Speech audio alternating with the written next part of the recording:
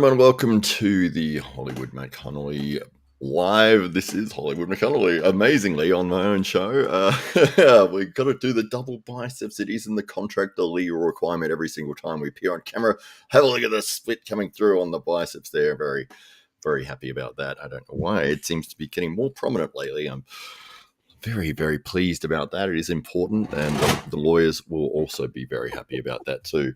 So they've definitely seen two biceps there, just making sure that they're happy that we don't want to get sued here. We have a special guest on the show today. It is one of the ladies of the SA Titans Arm Wrestling Club, who's been involved for probably just over a year, coming up to a year, I believe now. Over a year now.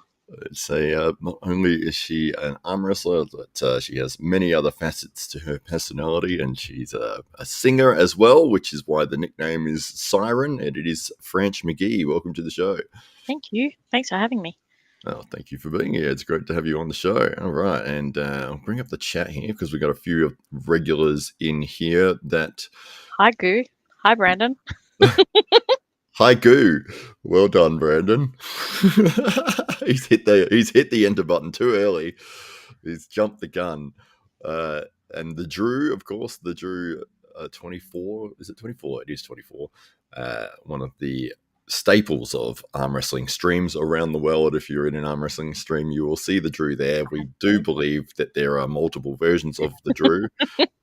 And he is more than likely 6 different people, and he has 30 different screens, and yes, to keep up with all the streams that are live. And Fox 8 Ball, he's one of the legends over in the UK, and wears an actual Fox outfit as well. Well, he did at the Arm Gods event. I did want him to arm wrestle in the Fox outfit. Is his walkout song "What Does the Fox Say"? Or if not, I'm disappointed. Well, he was in the tournament, so he didn't get a walkout song, but I believe it probably would be. It'd be very apt. And the Claymore, we can't go without seeing the Claymore. Another legend in the UK there, and that's a very cool name. It is. It's a great name. Yes, I think they have. I think they've gone a very similar tactic with what we've got here in the SA Titans Club, and that is that everybody has a nickname. But the Claymore is a pretty good one. Claymore is a cool name. It's almost like they're hectic swords. Absolutely. So great to see everyone in here, and yes, you can see the ahoo ahoo ahoo chant going from Fox 8 Ball. It's hard to read that without making that sound, so I've just, yeah, there we go. But if you are an arm wrestling fan and in an arm wrestling stream, these are the people you will see. They're in every single arm wrestling chat around the world at any time of the day. I think it's probably like 3 a.m. in the US at the moment. We still got the Drew in here. But yeah, so welcome to the show. We're very excited to have you on here because you bring a different aspect to the sport, the different perspective, the female perspective. And yeah, so tell us, probably the point that I would like to start is how did you get involved in arm wrestling? So I like MMA, jiu-jitsu. I started jiu-jitsu in 2006 and have, really enjoyed the MMA scene since then. And I was at a DFC championship in Adelaide. And you guys had, I think it must have been AWE 1 or 2, and it was, then you had like pulling at the back where everyone could get involved. And a friend of mine knew you because she's owner of Roll Clean. She's like, "France, you should do it." I said, "I'm not doing that. Like, what the heck? I'm wrestling." She's like, "No, you'll be good at it. Come meet Matt. He's really nice." She drags me over, and I was horrible to you. No. Yeah, absolutely broke my heart. So I had to go, and like you just said to me, "Oh, show me what you've got." So I sort of did what you think you do for arm wrestling, and then then you go to hey, you said to me, "Oh, that's good, but let me show you some technique." And I was like, "The technique?" And after show, I kind of was like, once I got shown the technique, I was like, this is like jiu-jitsu, but just for your arms. Like, there are so many micro adjustments and all this kind of stuff. And I was really quite intrigued as to what you could do just by moving your hands and arms different ways.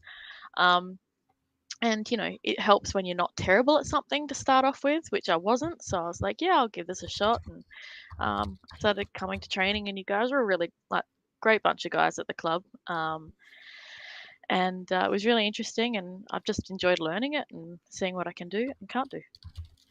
Yeah, absolutely. And what was your first impression? So going from having pulled at AWE2 in the after pool, just having a bit of a mess around, how was it that you're like, okay, well, let me actually find out where the club is and go along for a session? I think looked I looked up or you told me the name of the club, so I looked it up on Facebook and messaged and found out where it was. And I remember rocking up and just thinking, okay, bit of a sausage fest, but but kind of used to that, having been around jujitsu, and it's, men are overwhelmingly the highest participating gender in those kinds of sports, and it was fine. And but everyone was just so lovely about it, and yeah, the more I learnt and just got to know people, it was really great. I genuinely love the club. Most of the people in the club are fantastic. I Well, I don't like how know. you said that. There are some I don't know, but like Most of the them. ones that I know are great. Except Ben. No, kid. Um, and It it's was it's mostly peaceful. yeah, it's mostly peaceful except Ben. It's mostly great except Ben. No. Hmm. But just learning what I've learnt, and I've had matches where I've been able to beat guys that are much bigger than I am. I'm only 5'3.5", and 80 kilos, and I've beat much bigger guys, and that's really cool. And it's a fun pub trick as well. Absolutely. You have very, very strong wrists. And I think the very first time I got on with you, that was something that I noticed instantly. Do you think that has come from the grappling that you've done with jiu-jitsu and constantly sort of grabbing, because you do it with the gi as well? Yeah, absolutely. Like, I mean, my whole family tell me I'm freakishly strong and have been since I was a kid. And my brother just tells his friends, "Oh yeah, my sister's a freak," and doesn't bother to clarify how. But definitely having done jujitsu for ages, and just that pulling and wanting to grab, and like the hand strength and everything, and it's a different strength. Like, I notice that some people whose muscles are super defined, um they aren't always as strong, whereas I think all the tendons, everything else gets really, really strong from arm wrestling, because it's like holding on to things, like you're holding someone else's body weight in certain positions. And I think it's just a different strength. You get an old guy that's trained jiu-jitsu for his life, and that's just a different type of strength than gym strength, if that makes sense. Oh yeah, absolutely, yeah, for sure. And that's what's kind of shocking is you can have somebody that like in our club, there's a young man, Hamza Hodzic, who he's in reasonable condition. I mean, but he looks like a normal guy, like a normal Yeah, teenager. He doesn't look like a bodybuilder or anything. And mhm. you put him up And then against he'll this, smash you, he will destroy everybody that walks in that room. And but it's like, nicely, with a smile on his face. yeah, depends who you are, but yeah. I get a smile still for now.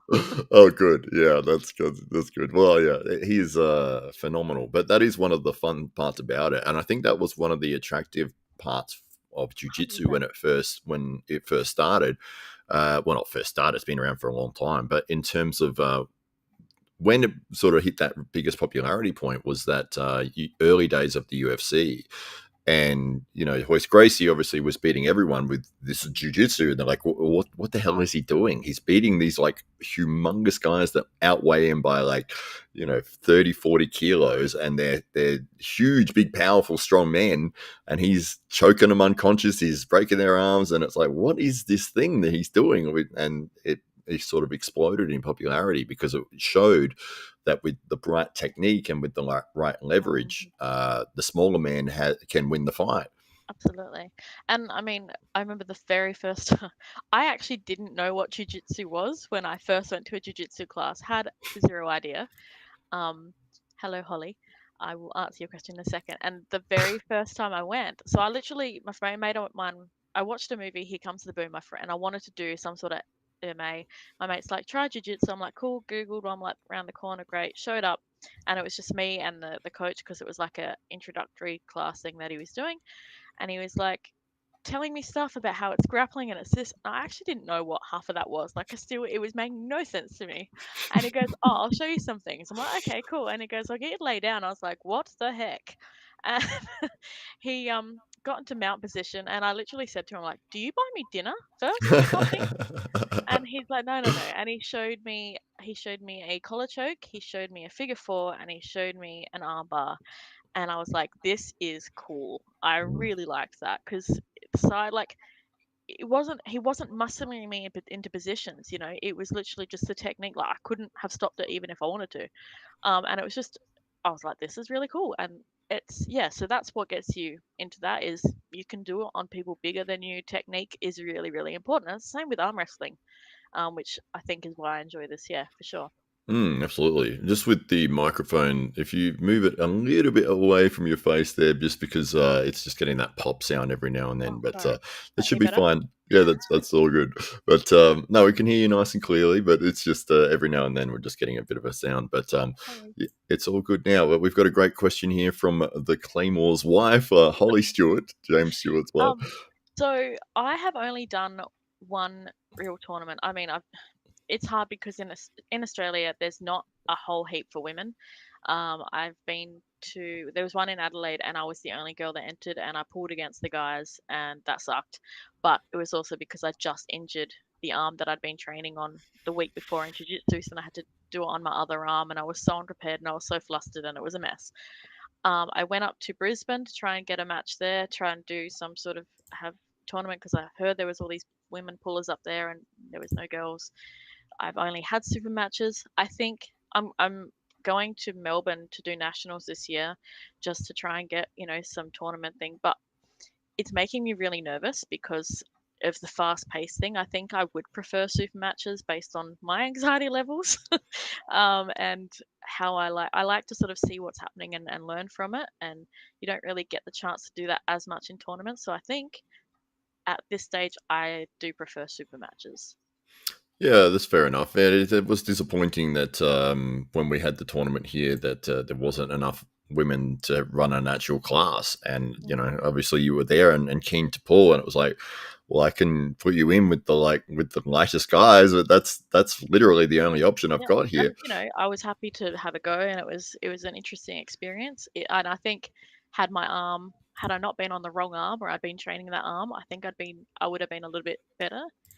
But it was just a whole lot of things that I wasn't planning for at one day. Yeah, it was frustrating. Yeah, injuries that come like sort of last minute when you've got an event coming up, and yeah, just the frustration of not being able to perform at your best would be very frustrating. What was it? It was some guy had you in a like I had some sort tried of. to go for an arm bar, and we were up against like the wall on the mat, so I wasn't able to get around. And he just ripped to the side and tore the inside of my elbow there. Ooh. As a result, I've actually put jits on the back burner for now because I really enjoy arm wrestling and I want to see what I can do in arm wrestling, and I don't want to have to keep pulling out of stuff because of injuries. And for me, it's just not worth it. I really am loving this, so I'll just focus on this for a bit, and jits will be there when I don't want to do this anymore. Yeah, absolutely. Yeah, it seems to me that everyone that I know who's done jujitsu for a significant amount of time had some sort of injury from jujitsu. I think any sort of combat martial art you're going to get because there's just so much in like there's muscles being involved, people are pulling against those muscles. It's just gonna happen. Um, and I'm a little bit more accident prone than others, so that doesn't help. Yeah, I mean, even at the highest levels, I mean, I'm just thinking of Matt Serra, who's obviously a Brazilian jiu-jitsu black belt, has been involved in the sport for many years, runs his own schools. He's got back problems, neck problems. Same with Eddie Bravo, back problems, neck problems. Joe Rogan, neck problems. Even just people at my local gym who've done it for I think 8 to 10 years, and it's like their knees and their elbows, and it just I don't takes. think I don't from memory. I don't think Joe Rogan injuries are from jiu-jitsu, but it is true, and it's because most jiu-jitsu people I know are dumb because they just love the sport, and instead of stopping and recovering, they'll keep going and they'll keep pushing through, instead of recovering properly and allowing. They'll just think they're you know, what's the word, infallible, and they'll be fine. Which cool, but you're not fine. So Yeah, it is hard to. It's like if you walk in that room on a Sunday night for arm wrestling training, you're gonna get on that table no matter what. Like you're like, yeah, I'll just come along to watch. Within 20 minutes, you're gonna be on that table. Like even yeah. people that have turned up. that had no intention of arm wrestling that went along with a friend, and they're like, yeah, and they're just sitting in the corner. They'll still get like 30 people coming up going, just come on the table. Yeah. Eventually, somebody will convince them to go it. Oh, just take it easy. We'll go light, and next minute it's just a full-on war. Yeah, you look across the room and they're like, bright Very red. curious about Fox 8 Ball's story that's not for public. You can't tempt us like that, Fox. Yes, Fox, you're holding out on us here. It's not that story of you falling into the rose bush again, is it? Yeah, you have to adapt to people's sweat when you're doing jujitsu. I'm a very clean person, and when I first started, I was having like such long showers, with really hot water afterwards that my skin on my feet actually started like peeling off, and the doctor's like, "You've got to stop having such long showers." I'm like, "But I'm sweaty. Everyone's sweat is on me." Yeah, that's right. What is? I think we were talking about this last weekend, but it's so strange when you first start to be in those sort of positions, especially with Yeah. other guys. It's funny because you're watching it, you're thinking, "Oh, that's so sexual," and then you do it, and people are trying to kill you. You're like, "It's not sexual. I'm gonna Yeah. die." It's like, okay, he's in a position that I've only been in with a woman before, but he is now choking me unconscious and or about to break my arm. So I need this is serious now. So yeah, it goes very quickly out of the realm of uncomfortableness to no, you need to use your body effectively. Yeah, and I mean, I I'm blind without my glasses, and I have had even funnier experiences because I can't see sometimes. And I was rolling with one guy who's a brown belt, and I've gone to put my thumb into his collar, and I've actually just fish hooked him in the mouth, like. So I don't generally put my hands in people's mouths. I was kind of grossed out. He laughed hysterically. I've had one of thankfully it was one of my friends who I know is clean and not gross, but he actually dripped sweat in my mouth, and I sat there gagging on the mat. So the benefit of jujitsu is arm wrestling. Sorry, is it's a lot less gross. But those things that kind of happen on the mats, you just get used to Yes, until absolutely. afterwards you're like, that was really gross. Yeah, well, hey, you're in a situation where your life is on the line in the scenario that you're playing out, and if somebody chokes you unconscious, and if it was a real fight, you're done for. So, yeah, if you're just trying to simulate that as best as possible with your training, then sweat in the mouth doesn't matter if somebody's Nope. So, but I've had that before, not in jujitsu, but I was doing bench press, and the guy was No. this is not good. The guy that was spotting me was leaning over, and like I was in the middle of a set, and his sweat has dripped off his head and landed in my mouth mid. Gross. Oh, And I kept I going. don't need to be spotted anymore. You can just leave me alone. I'll die. If I die, I die. Just don't. He's like, all right, just keep going. I'm like, all right, fine. So I finished the set, and I was like, well, there's nothing that can be said about that. Oh, So horrible. It's like when you drink from somebody else's drink bottle accidentally, and you're like, yeah. that doesn't taste right. You're like, oh, it's somebody else's. Ah. Yep. Excuse me. I'm gonna throw up. oh, oh, yes. But Oh, thanks, Alex. what about? Oh yeah, we've got a lovely comment here from Alex. It's Alex. I love the fact that his Yeah, username it's is not Robert. It's it's Alex. it's Alex. Because I thought his name was Robert for like 3 months, and he never corrected me. It was only when they filled in his tournament form, and I was like, "Why did you write Alex on it?" And he's like, "That's my name." And I was like, "Right." Like, I've been calling him. I said as soon as he walked away, I said to Jake Ward, "I'm like, I've been calling him Robert for like 3 months." Alex is great. He's been probably one of my most regular training partners since I started at the club. Um, he's such a good teacher. Like his technique is so sound, and he's so good at teaching you that and explaining why. And he's helped me like immensely in where I am today.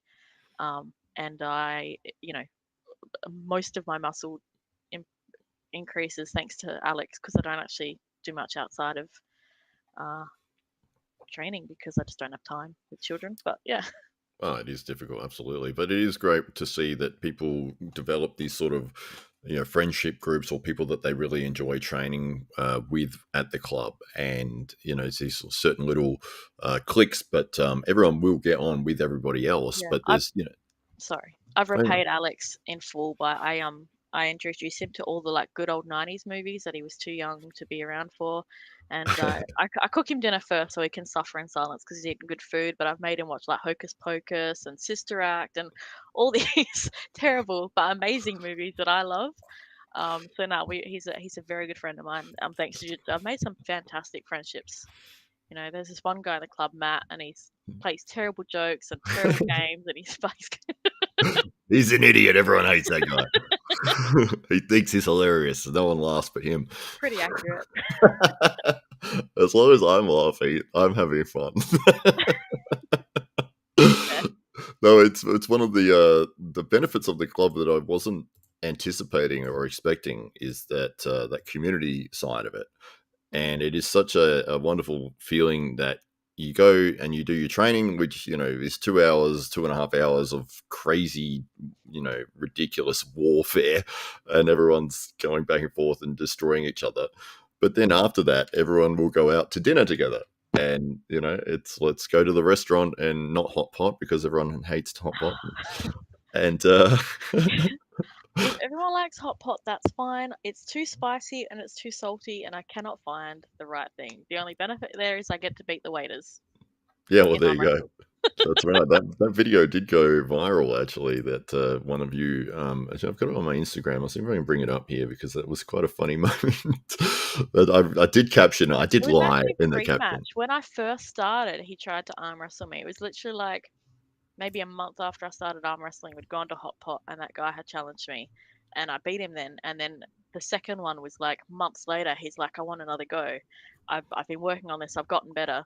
Um, and the problem for him is so had I. So I still beat him. I think you beat him even easier, and then and then he wanted a rematch instantly, and then didn't you like take his wrist? And yeah, Pretty I've, much I've just got it folded it here. down. I'm going to bring it up. I just have to get my login code for Instagram, which is always fun. We won't ask for a code next time. That's what you said last time. It's a liar. Yeah. Oh, I put the wrong code in because because I'm on a podcast. What have I written here? And that's what I wrote. That's exactly what I wrote, you lying thing. But yeah, it was such a great moment. But yes, it is one of those benefits going out to have dinner with everybody and, that community aspect. It's fun. Like I always sort of look around and, there's like 20 people that are there enjoying each other's company and we're still talking about whatever, but majority of the time it's about arm wrestling, and you're seeing people across the table, at the restaurant arm wrestling each other, and there's a lot of this. Like even if you can't hear what they're saying, you're seeing people Yeah. doing this like nonstop. And from the restaurant, we always end up at the ice cream bar, and it's card games and shenanigans until like midnight. And you want to go home at. I have to get up very early for work next day, and I need my sleep. Oh, that's so good. I'm going to try that code one more time I am because so nervous, Alex. Um, Franch. Yeah, so tell us about. So we've got an upcoming thing that you're looking forward to. As Alex is hinting at here. And are you so nervous about the upcoming tournament? I'm going to go to nationals, which is the tournament I think Alex is asking about, and I'm really nervous about that. Um, to be honest, before that though, I do have a match with Nat Coots, which I'm incredibly excited about, and so privileged that she's accepted it because I recognize it's a massive effort for her to come down and be ready to arm wrestle me. So thank you so much, Nat. But I'm really excited to be able to have a go against a woman similar size who is like so accomplished as Nat is as well. Like she's, I don't know, like two-time national champion at some point and state champion, and she's just so accomplished and so good. And I'm just looking forward to having a go and seeing how I shape up against that, and it's sort of gaining an idea of where I stand and what I can work on. I'm aware that I'm a little bit slow, uh, to start, not just mentally, both. Uh, I have ADHD, and I swear to God, like someone says something, and it takes my brain like 30 seconds to decipher what they said, and when it's go, the other person's already gone, and then I'm like, oh wait, okay. Um, so I've been working really hard on containing that, so making sure my start's really good, trying to like set up in my arm as much as possible to contain that first hit from them and keep my wrist and everything up, um, and just being able to control, a hand in that first hit and being able to bring them back down to me. That's what I've been working on. Yeah, well, it seems to be one of those things though that some people are just bloody lightning fast off the start, and others like me and you apparently Same.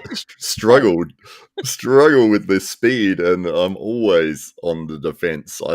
I try. I'm like, I'm surely that was fast. That was fast, and I'm already like a third of the way to the pin. Oh, and then you have to work so much harder to get it back. Like my first, I had a super match with Athena, which was really cool. Um, and it's a really cool opportunity, but it absolutely highlights the fact that I am a slow mother, and she just hit me, and I was like so close to the pad. I had to work all the way back up, and then you've gassed yourself half out for the other two, or the other however many rounds you've got to have until someone gets a win, and I just don't want to have to do that. I work smarter, not harder.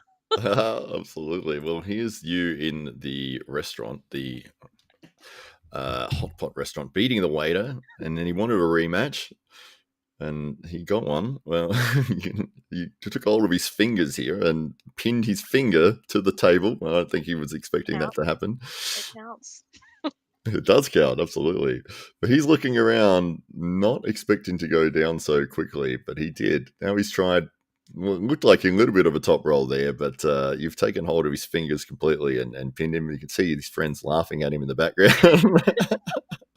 My favorite restaurant match was actually at the Asala soiree. That man was so lovely. So the owner, he was a friend with one of the guys that arm wrestles in our club, and he, invited us and gave us a great deal, and we all ate there. It was fantastic food. If anyone's in Adelaide and wants good Indian, I would recommend that place. But he wanted to have a go, and he picked me, and he's like, I know how to start this, and he had some fancy hand holding going on, and Ben was giving him some instruction, and but when he got pinned, he just sat back and his jaw dropped, and he was like, and I think you said to him, like, how do you feel? And he's like, humbled. But he was such a good sport about it. It's probably my favorite because his reaction was just so funny when he finally got pinned. Like it was just the funniest response after. So I enjoyed that. I love it. I love it when people get beaten, but they're convinced that they're going to win, that you have no chance whatsoever, and they know all the techniques, they know all the secrets. That yeah, and then okay, yeah, sure, let's do it, and they might even allow you to sort of start winning, and it's like at that point they're like, oh, I gotta try here, and then it's like, oh no, this is too late. I'm going down. What's going on? Yeah. Yeah, it's fantastic. I don't think that'll ever get old for me seeing No, this and like, surprise on people's faces. especially like for me, I'm a girl. I'm 5'3.5". That's not very tall. I'm a bit solid, but people just don't expect it. And I remember I went to I work with a mate who's a DJ, and I went to one of his events, and his best mate was there with him. He's also a DJ, but this guy's like 6'3". I was literally up to here on this man, right? He's a tall man, and he's in the gym all the time, and he's like, "Oh, give me an arm," because I don't know how, but he found out I did it, and he goes, "Give me an arm wrestle," and James like, "Nah, man, like she's really good," and he's like, "Nah, nah, what's she gonna do?" Pulls me over to the bar, and we start arm wrestling. And I literally all I did was just climbed really high and just sat in his fingers. So his face is going red, trying to pull me down, but I'm just sitting in his fingers, and he was like going red, and he's puffing and huffing, and my mate James is like, "This is the best thing I've ever seen. This is fantastic. I'm never letting him forget this." So finally, and that's probably the funniest one. We've got a photo afterwards, and he's doing the muscles up with me. Straight away though, he's like, "Oh, so are you a lesbian?" What? Because apparently you can only be strong if you're a lesbian. That's the Oh, connection. Turns okay. out I'm just a abnormal straight person. So Yeah. there we Yeah, are. that doesn't make any sense whatsoever. I think he was desperately hunting for excuses. No, she's a lesbian, mate. That's why. Yeah, definitely. Yeah, the You hand know, strength. those lesbians. Yeah. It's Sorry, I'm trying to the keep it finger strength. G-rated, but my brain does not live there. Oh, I want to bring up your match here with Athena. So that's the wrong tab. Hang on, let me bring the other one up. There's my butt. There we go. Yeah. So this was your first super match, first Well, official super match. first official because I had that one. Oh no, I had one with Connor. Oh, right. Remember? Yes. Yeah, Yeah. but first official with another girl. Yes, first female super match, which was really cool. So thanks, Athena, for letting me have a go on. Now, she is quite fast. And this was So surprising fast. because this was her first go at it, and I think we've already started here. But you can see she's going to win that center. So we like just here before you've actually started the match. How were you feeling? Were you nervous? Were you worried that I was going to yell "go" too loudly? Yeah, that's literally. I'm not even kidding when I tell you my biggest stress is that you're going to yell go and I'm going to foul because I'll jump because I'm the jumpiest person on planet Earth and I cannot help it. And you're so loud. I So I'm have to like be loud. concentrating on keep the elbow down, don't jump, be ready for it. And I'm so focused on that, everything else goes out the window. Well, right here, we're about to get the start, and let's have a look what happens. We'll play it through, and then we'll have a review.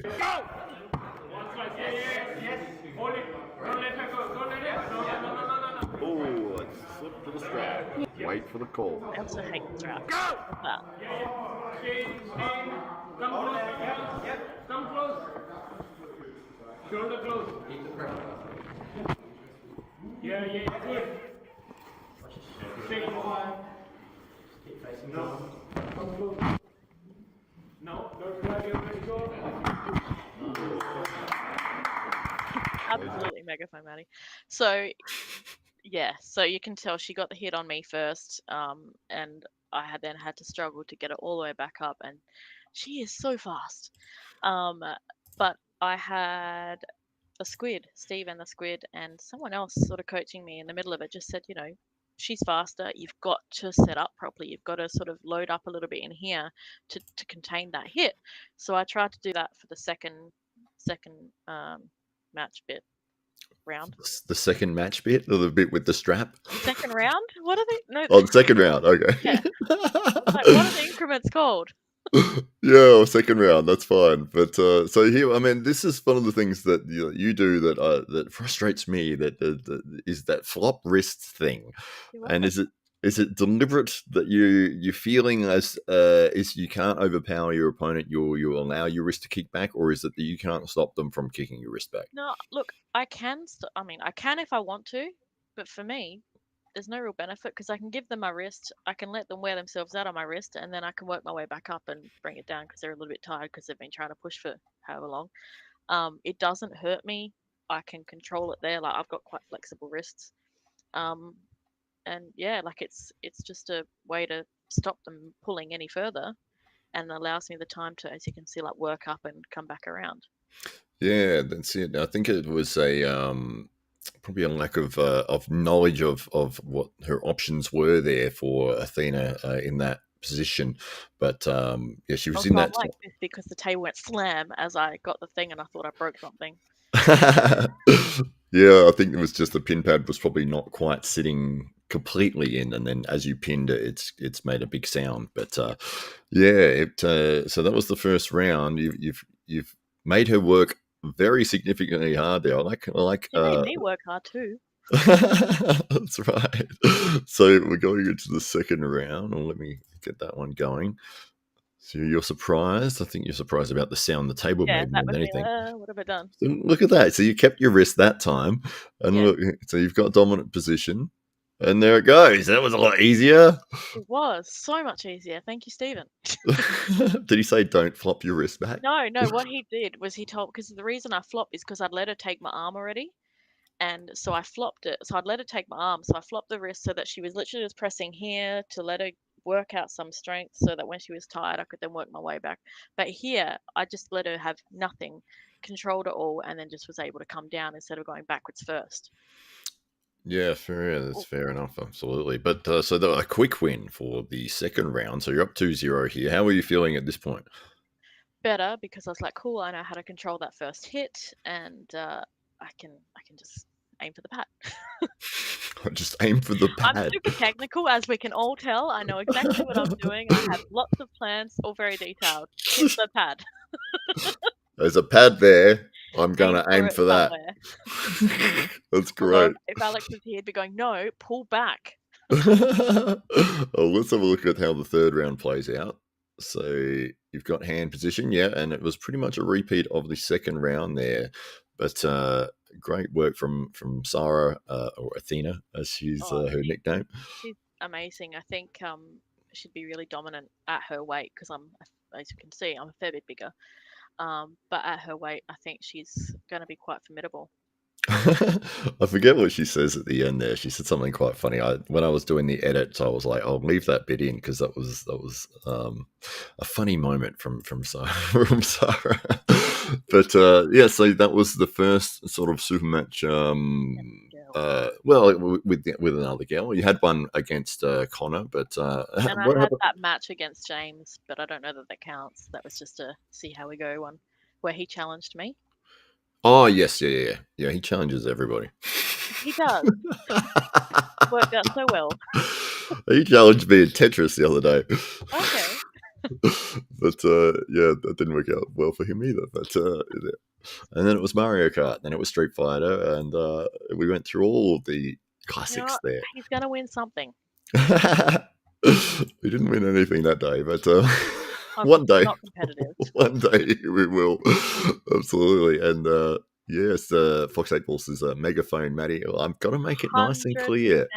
You can make it clear without being freaking the loudest person on earth. We got a big go from the Drew, and yes, you're comedians. Very funny. Ha ha ha. I want to make it very, very distinct that the match has started, and yeah, it's, I'm speaking nicely while we're doing this setup. Okay, yeah, just come down off the note. Let's turn around like that. Yeah, okay, ready, and then go. Yeah, I wonder why I jump.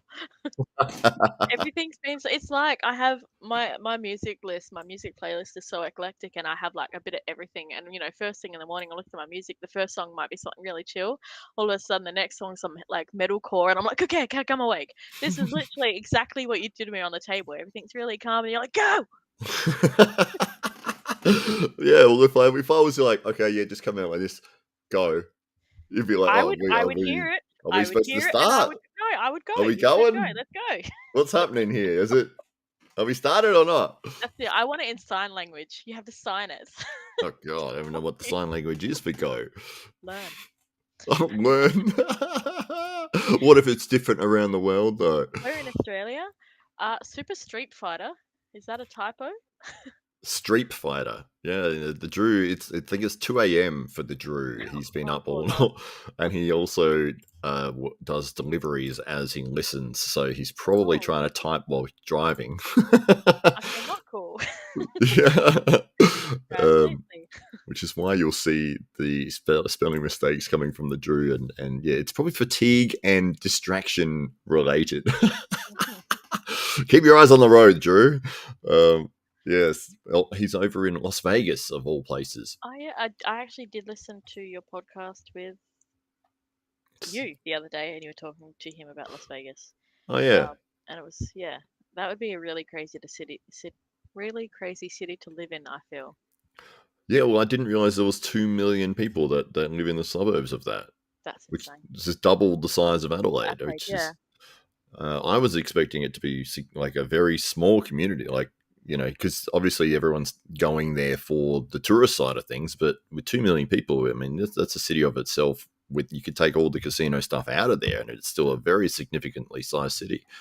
It's funny, my friends were literally just there for the Craig Jones Invitational in Las Vegas, and my best mate went, and I was like, please come back alive, because I know him well enough to know that it's definitely on the cards.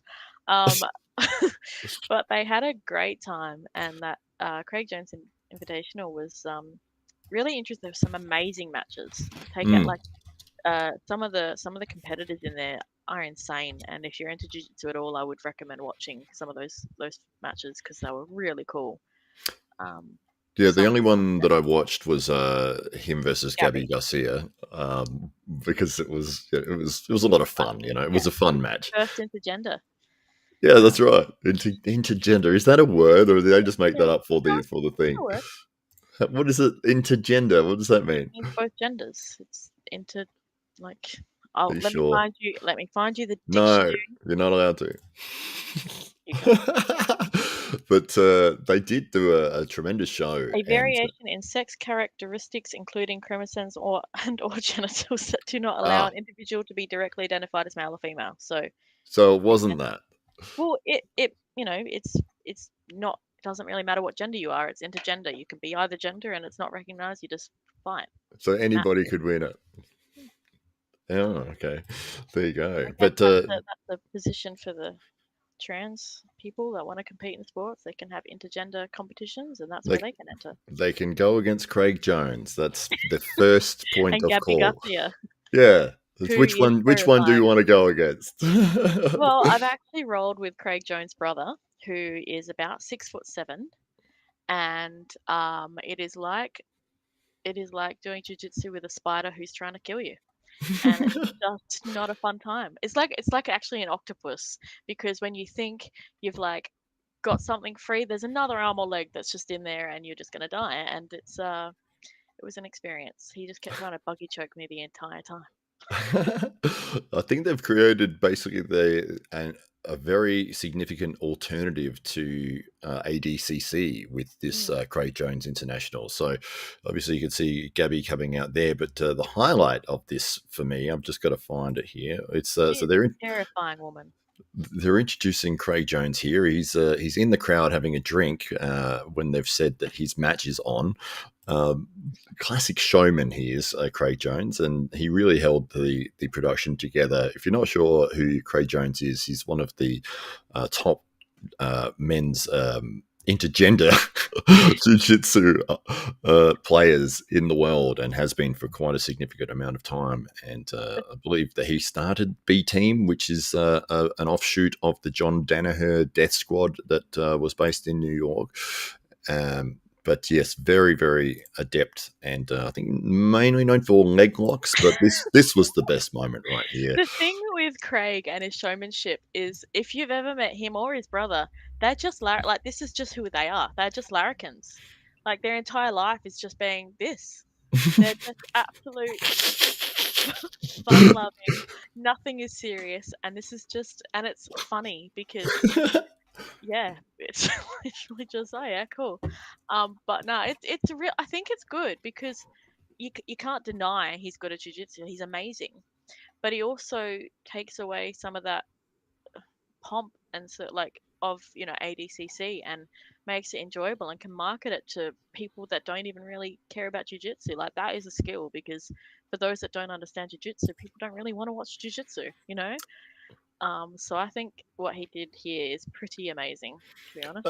Yeah, absolutely. It was fun. It was fun to watch, and anybody could watch this and enjoy it, regardless as to their knowledge of the sport. And it's like you understand what's happening. It's like, well, he's trying to, win, and she's trying to win, and it's like it's very, very simple. And I loved the fact that even though he had significant uh, skill and strength advantages over Gabby, and was in positions where he could have submitted her, I don't know, like 30 times.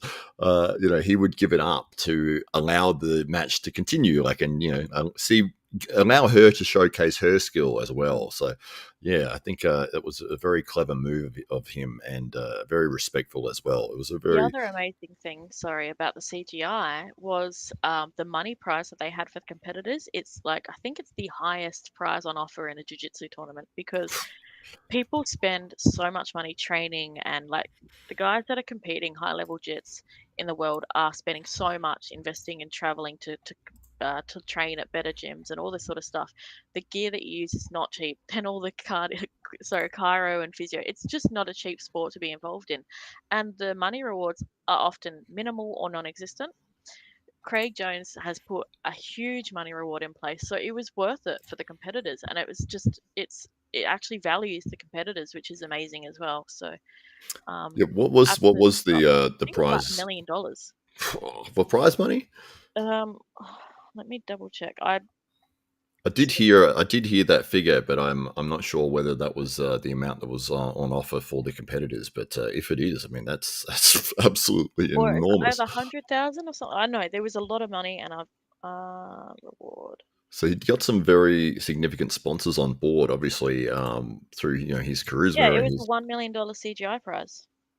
wow.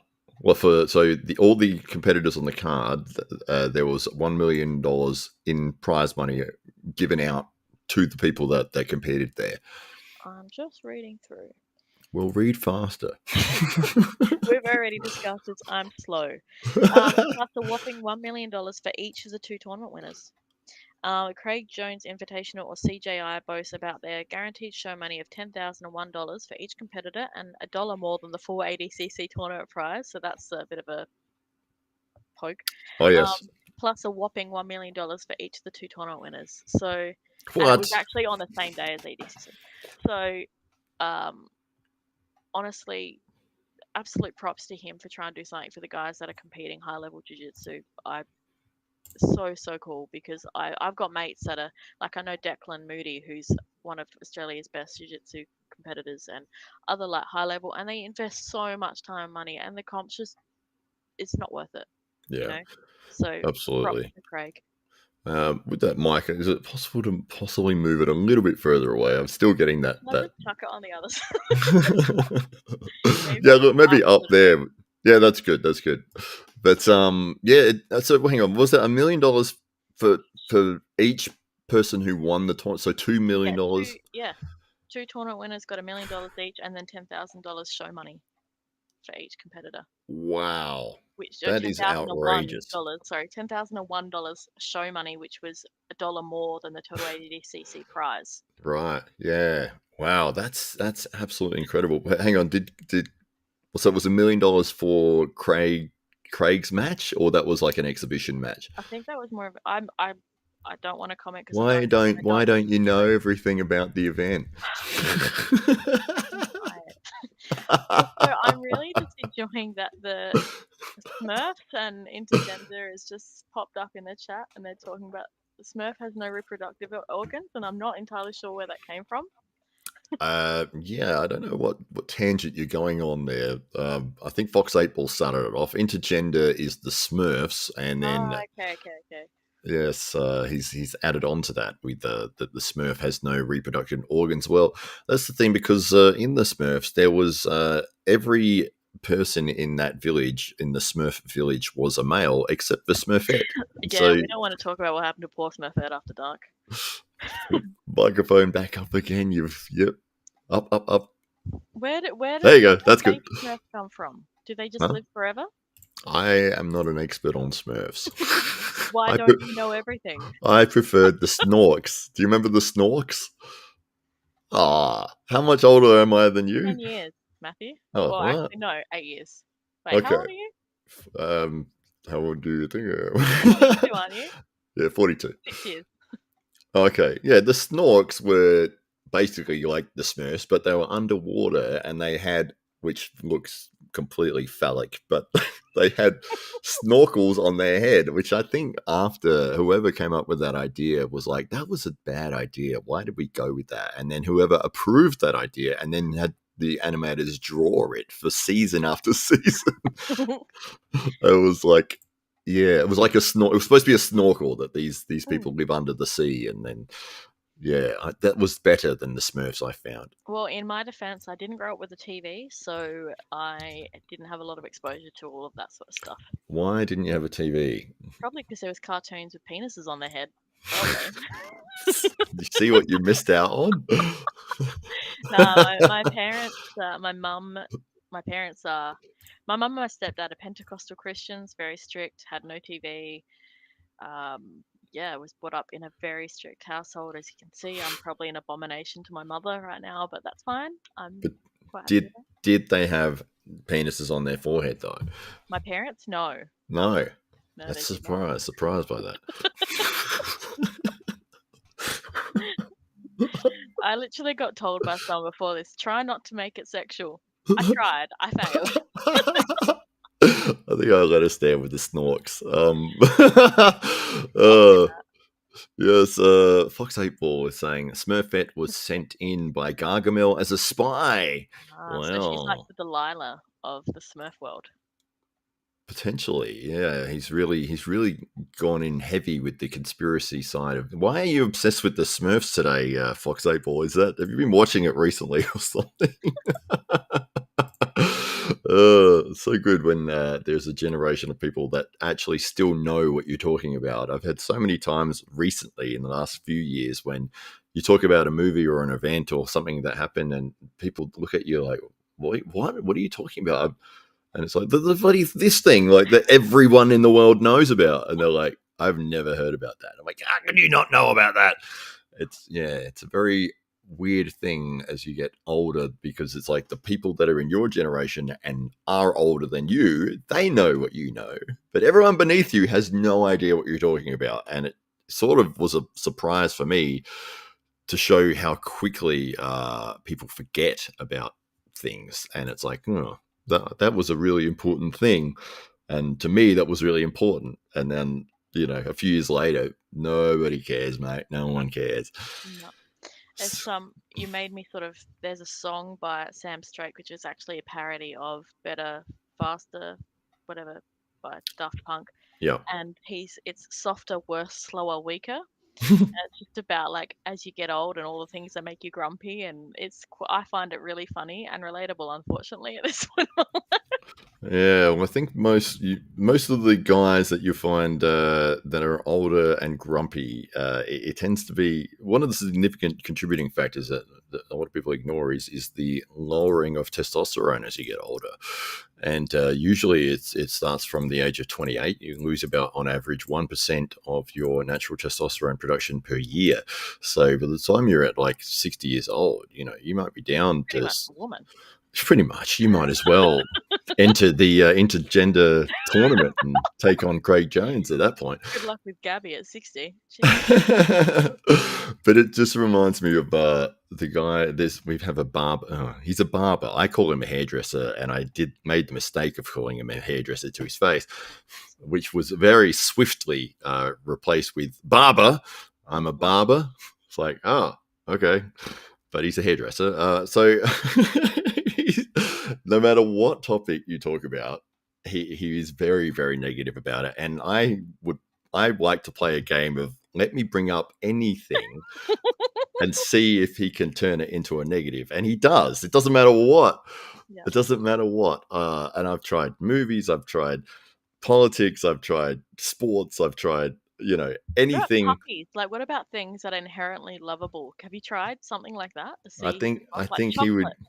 No, he would hate the puppies because they would, wee everywhere and it caused a big problem and They're gonna take over the world. they're taking over the world. That's right, they definitely are. Them and the Smurfs. They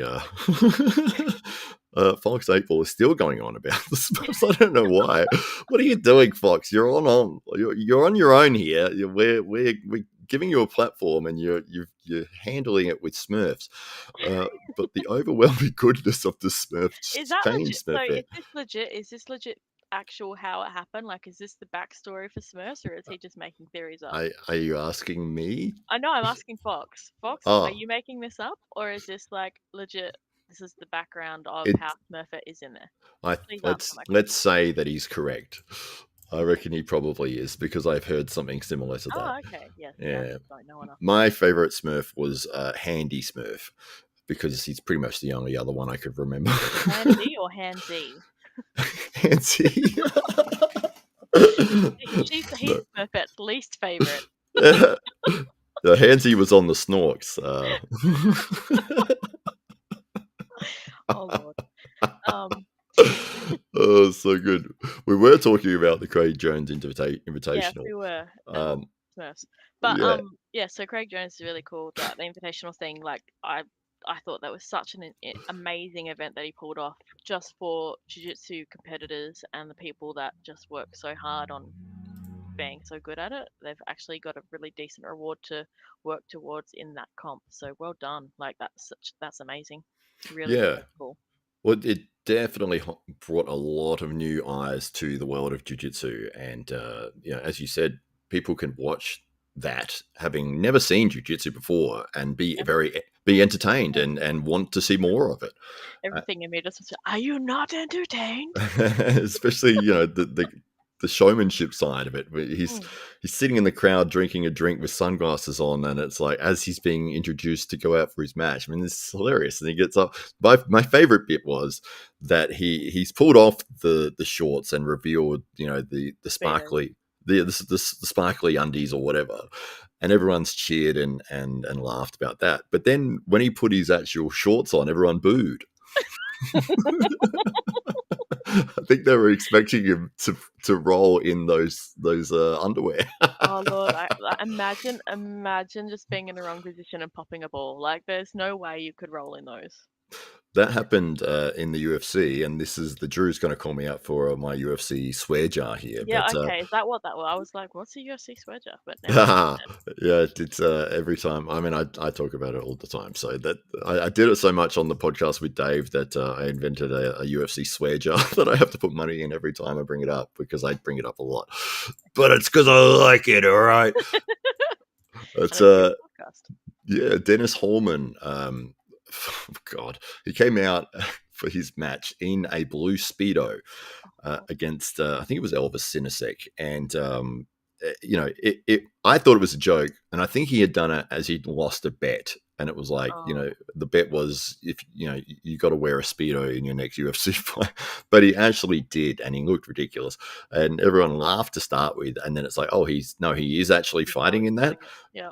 And he's unfortunately his balls did get shown on TV on pay-per-view, and just for a very split second, which somebody managed to freeze frame. Unfortunately, I did see that. So without looking for it, they were like, yeah, well, no, it's like, have a look at this. And it's like, why did you show me that? So it's, so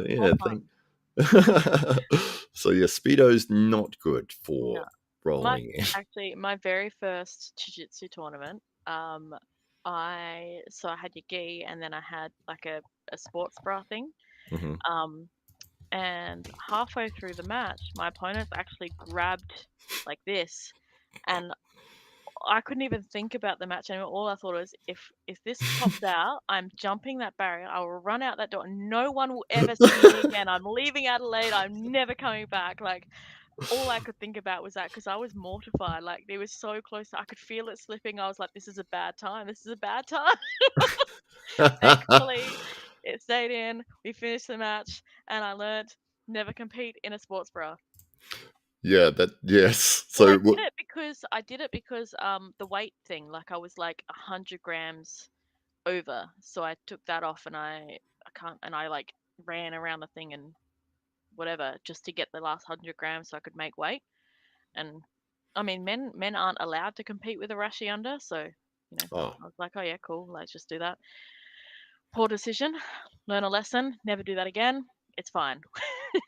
Wow. Yeah. Well, it's always comical watching a jiu-jitsu match with the gi because they end up like half undressed by the end of it. They start with it all nice and tucked in, and they've got the belt done, and then 2 minutes later, belts are flying off, their shirts ripped open, and it's like, why even bother with it? Well, the point is, it's meant to replicate like clothes. So you've got collars, you've got things. So when you're learning certain grips and stuff, like where you can grab on clothes to assist you in a submission, and then you've got no gi in case you happen to get mad at someone you're having sex with. I don't know, but you're fighting on the ocean. Yes, and so that's why they have the gi, and the belt. So it is good to learn in, but also I guess if you're going to be grabbing someone's real clothes in a match, it's probably likely to get torn and fall off as well. So that's also realistic. Absolutely. I just think it's quite funny that the difference from the presentation that they start the match in to within 30 seconds, the belt is gone. I don't know where that went. And now, they might as well not be wearing a shirt. This whole area is completely open, flapping in the breeze. I'll send you a photo of the end of my very last match of my first tournament, and I had 6 matches, and when they called me for the last one, I was done. I was so my entire body was shaking. I was like, "Nah, I can't do it. I'm done. I'm so tired." And the guy's like, "Look, if you do it, I'll give you a cookie." And I was like, "Okay," because I will do a lot for food. And I got the win, but honestly, this photo, I look like I'm about to die. I am like white as all hell. I look like I've just watched my life flash before my eyes. Is this the tournament with the sports bra? Yeah, yes, this was the very first. This was the last match. And you can see the top of. Actually, I put something back on after that first match. So, But yeah, look at if you have a look at the face in there, I'm dying. okay, let me bring it up here. I'm going to swap it across to there so I can bring that up for everybody. Real flattering. I'm so glad I'm showing this to however many people are watching the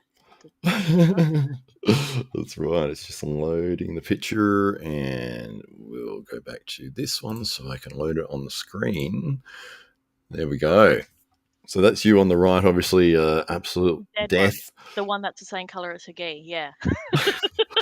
Yes. So you won this match. This was the final match, the grand final. So it was my last match. So the way it's you match pretty much everyone, but depending on who you beat and who you lose will depend whether you get signed up with silver for that. There was, I think, 6 people in that division. I got second, and that was my very first. That was state championships. So I hope the silver medal for that. But I lost my first one, the very first match, the one that I was worried about popping a titty, and then the second match, because I was so new to the sport as well, I didn't really know how scoring worked, and I didn't have my glass on, so I can't see the scoreboard. Do you lose if your boobs come out? I have no idea. It's never happened to anyone because I work at most of the tournaments. It's not been something that's happened. So if it ever happens, I'll let you know. But the second match I won, and the ref put my arm up. I went, really? Because I was so not expecting to actually win or do anything that I was surprised I got a win. But yeah, it was good fun. This is another UFC point and another $1 to go in the UFC jar just for you, Drew. But it's Ronda Rousey, when she had her first match in the UFC, she obviously she's a judoka and she wants to take people to the ground all the time. The lady that she went against, I'm blanking on her bloody name at the moment, but the other girl got back position. They were standing and the other girl got on her back. But in the scramble, Ronda was wearing a sports bra. And in the scramble, it's pushed this sports bra in a compromising position. Nothing was shown, but Ronda was so worried. Liz Camarouche, I believe her name is. Ronda was so worried that her boobs were going to come out of this top that she was spending more time trying to adjust her top than to defend the actual rear naked choke. And she just didn't want a wardrobe malfunction to occur in front of 10 million people that were watching or whatever. I mean, mine wasn't even 10 million. It was probably like a few hundred. But I would just die. I would want the floor to swallow me and spit me in China. I would never want to be seen again. Have you seen the one? It's a bobsled team, and it's the ladies bobsled. Cool running? No. No, it's a wardrobe malfunction. Oh, no. And one of the girls is warming up and she's doing the camera's right behind them and she's bending back to sort of warm up, like squats kind of thing. Yeah. And her pants at the bum completely split open. Oh no, poor thing. And she still had to race. Oh, so bad. What an absolutely classic moment. But yeah, it happens. It is part of sports. People wear clothes, they get ripped off. Yes. Hopefully that never happens to me ever again. Anything like it. The other thing I wanted to ask you about, the women's match that's happening in Adelaide on October 20 between Sarah Backman and I'm so bad at names. The other lady that she's versing. Ashley. Um, yes, Ashley. Brandon was showing us the other day. She can bench press like 300 kilos or something stupid. Yes, yeah, it's 317 kilos, I believe it was, which is completely outrageous. Terrifying and Yeah, amazing all at the same time. yeah, that's the hip. I couldn't even hold that like in a shrug position. The fact that she's got underneath that weight and pressed it up is insane. So yeah, she's done incredible things in the powerlifting world, and yeah, she's also made that leap over to the arm wrestling scene, and she's performed very well. She won the East versus West qualifiers. I think her left arm is her strong arm, but she does compete on right as well. Yeah. But so good that we're seeing. I was seeing this yesterday, or maybe it was on the Arm Wrestling Buzz podcast, or maybe it was on my show or something.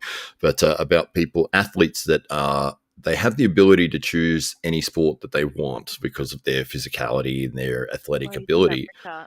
Yeah, probably Rickard, and they've chosen arm wrestling as their thing, which I think is tremendous. And it's like, yes, you can make more money doing something else, but if your heart and your passion lies in the world of arm wrestling, it's so good to see people going, well, then I love this so much that I'm willing to put everything I've got into this, even though there's not a huge prize money incentive.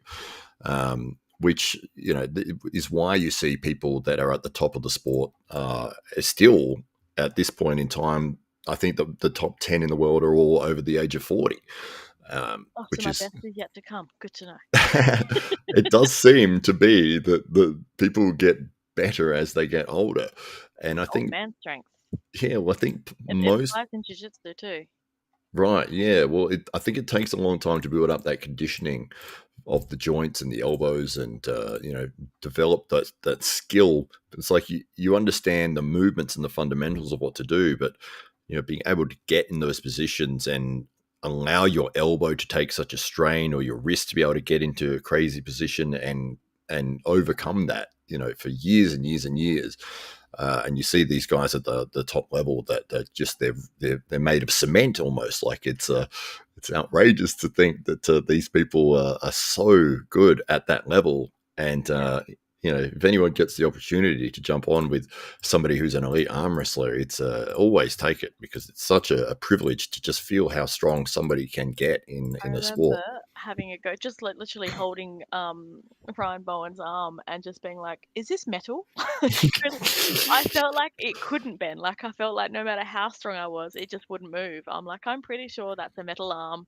There's a trick there, because that's insanity. Like I've never just felt something so immovable, and it was very cool. But I actually hurt myself trying against Ryan.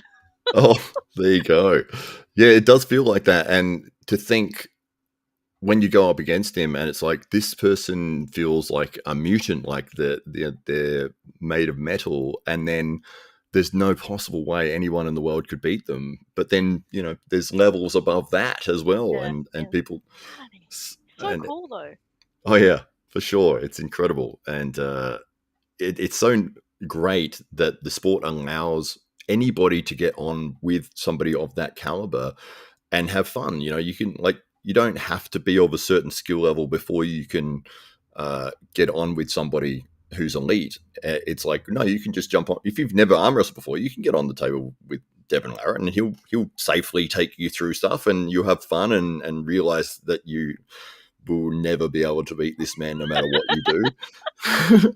But it's very difficult to do that in a lot of other sports. Like, say, if you wanted to do a couple of rounds with an elite boxer, you've got to have some level of skill, before you can even, otherwise it's a waste of time completely for both of you, because you don't know what you're doing, and he's just easily evading you, but you can't safely sort of punch somebody in the face.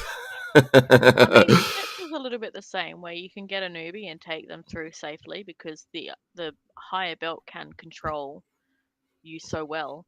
One of the very first black belts that I learnt against, his name's Dave DeConti, and it's like doing jiu-jitsu with a gorilla.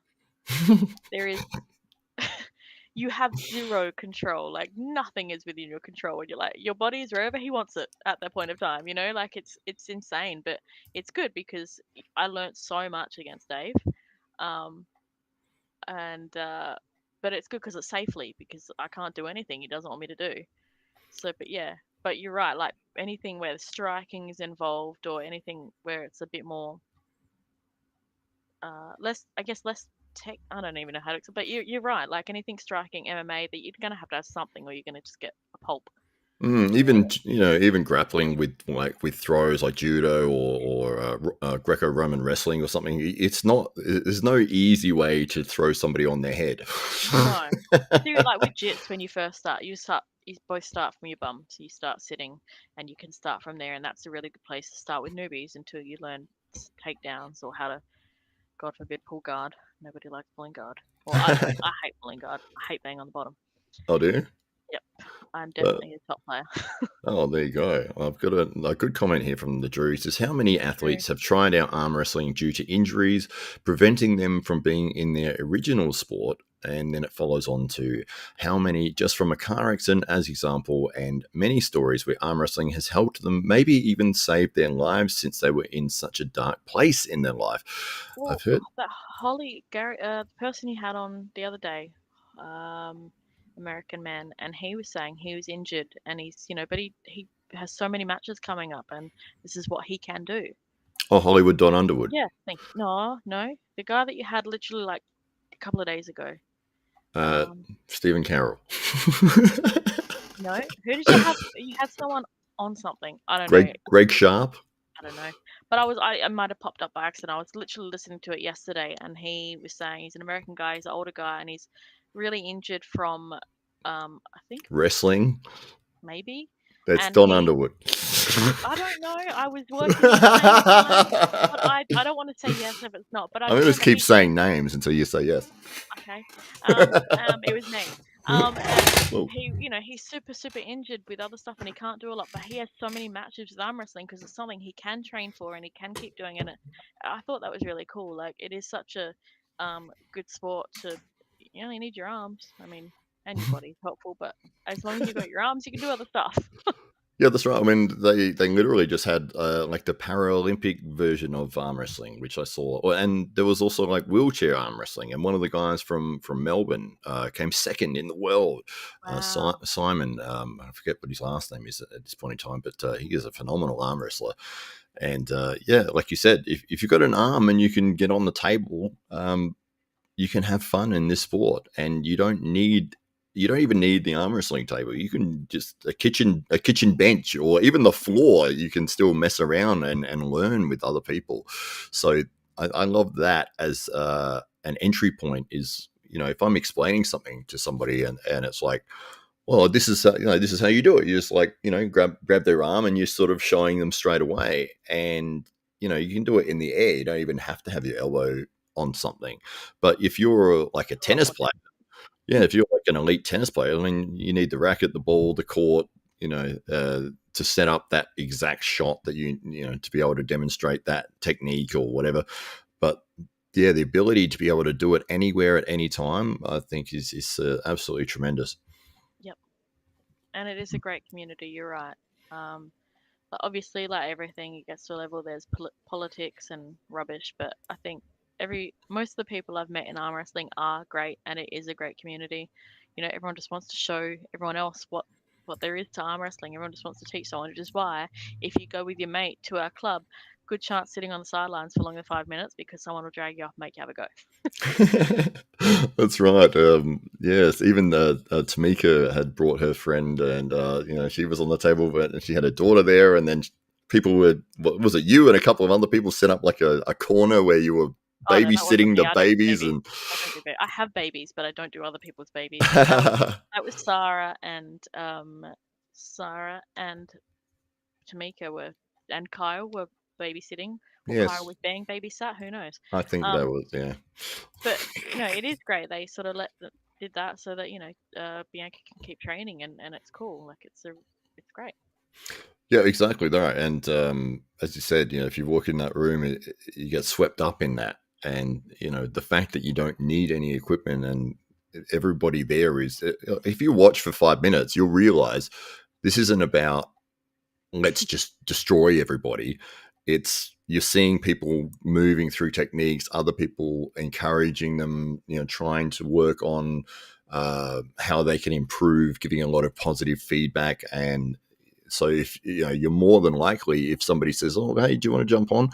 And you've seen, well, this isn't a macho, like I'm going to destroy you sort of thing. It's a very encouraging community and a very safe environment to learn things safe, in a way that you're not going to have injuries and you can have a lot of fun. And everyone in there is laughing and, we're doing silly things. And yeah, it's strange for I never me. do silly things. What are you talking about? No, of course not. No, it's deadly serious.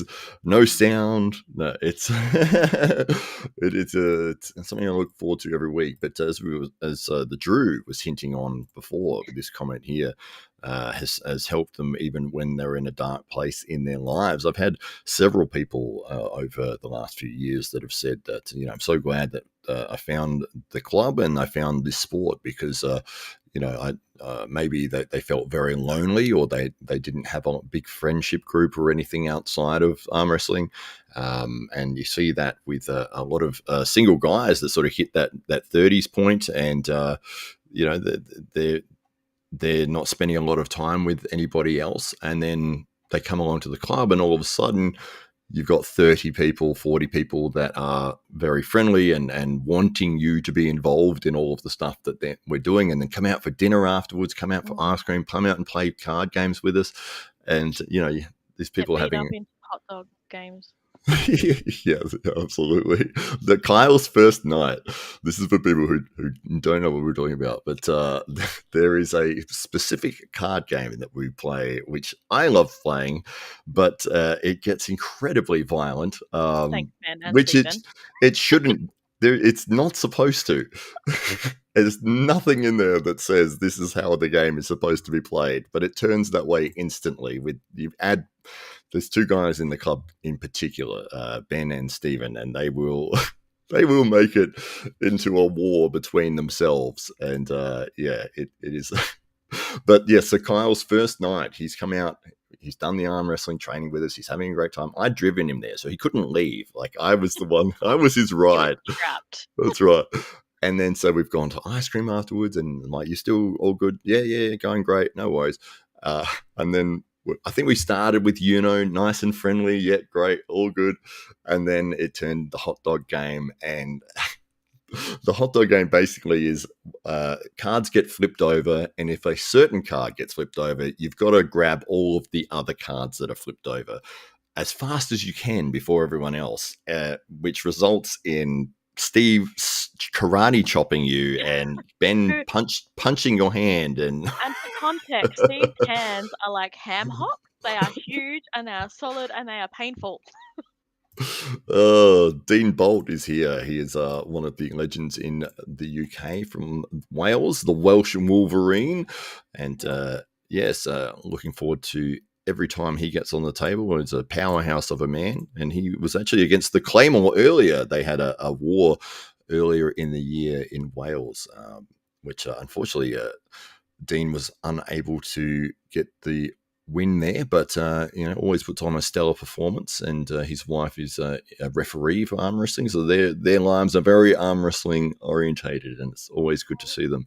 When I was on the podcast when I first started arm wrestling, and I got to speak to Paul Maiden, and he did say that at some point I could come over and have a match with some of the girls because they have some girls there, and that would be amazing. So maybe I'll get to watch some of those matches over there because I feel like their matches are a little bit different in how they have the setup and everything in terms of the surroundings. So I'd be really interested. It'd be interesting to watch and part of that, I think. You just don't want somebody to yell "go" at you. That's all.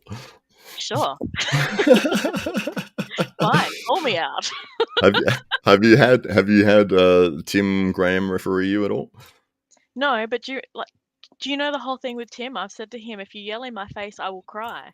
Because I watched him have a match with Ryan, and he beat Ryan and just went in his face. And I'm like, if someone does that to me, legitimately, I will cry. I don't love being yelled at. I know I saw the women on Arm God. Sorry, I have ADHD, and being able to read this mid thing is just a bad idea for me. But yeah, watch him yell, and I said, if someone yells in my face like that, I'll cry. And so he always jokes about it, and I literally go to the back of the room during his matches because he scares me. Oh, And he gets he's fired up. Yeah. hilarious. Yeah, absolutely. Yeah, for those that are not aware of who Tim Graham is, he's the man who started. A very mean man. He's the man who started the arm wrestling club here in South Australia, and a lovely man. It's the contrast to what he's like in person to what he's like competitively is so it's so insanely different. You could think it's sort of like a Matt Mask kind of energy when he's in a match. You know, he's yelling, he's screaming, he's really fired up. But outside of that, he's very, very lovely and humble and nice and friendly and lovely. It's such a funny contrast that during a match, because you wouldn't expect it that he's the sort of person that gets completely fired up.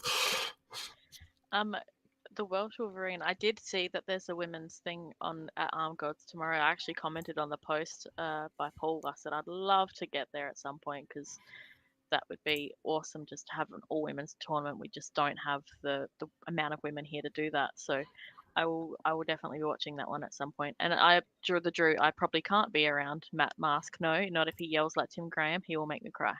Oh, he yells more than Tim Graham does. Matt Mask looks like he's about to kill everyone in the room. I'm out. But she won the girls, and I think it's Sarah. Every time we train against each other, she's like, "Make noise." I'm like, "No, not yelling. I'm not doing this." Oh yeah, Matt Mask. I saw an interview with him, and they said like, "Why do you get so fired up before a match?"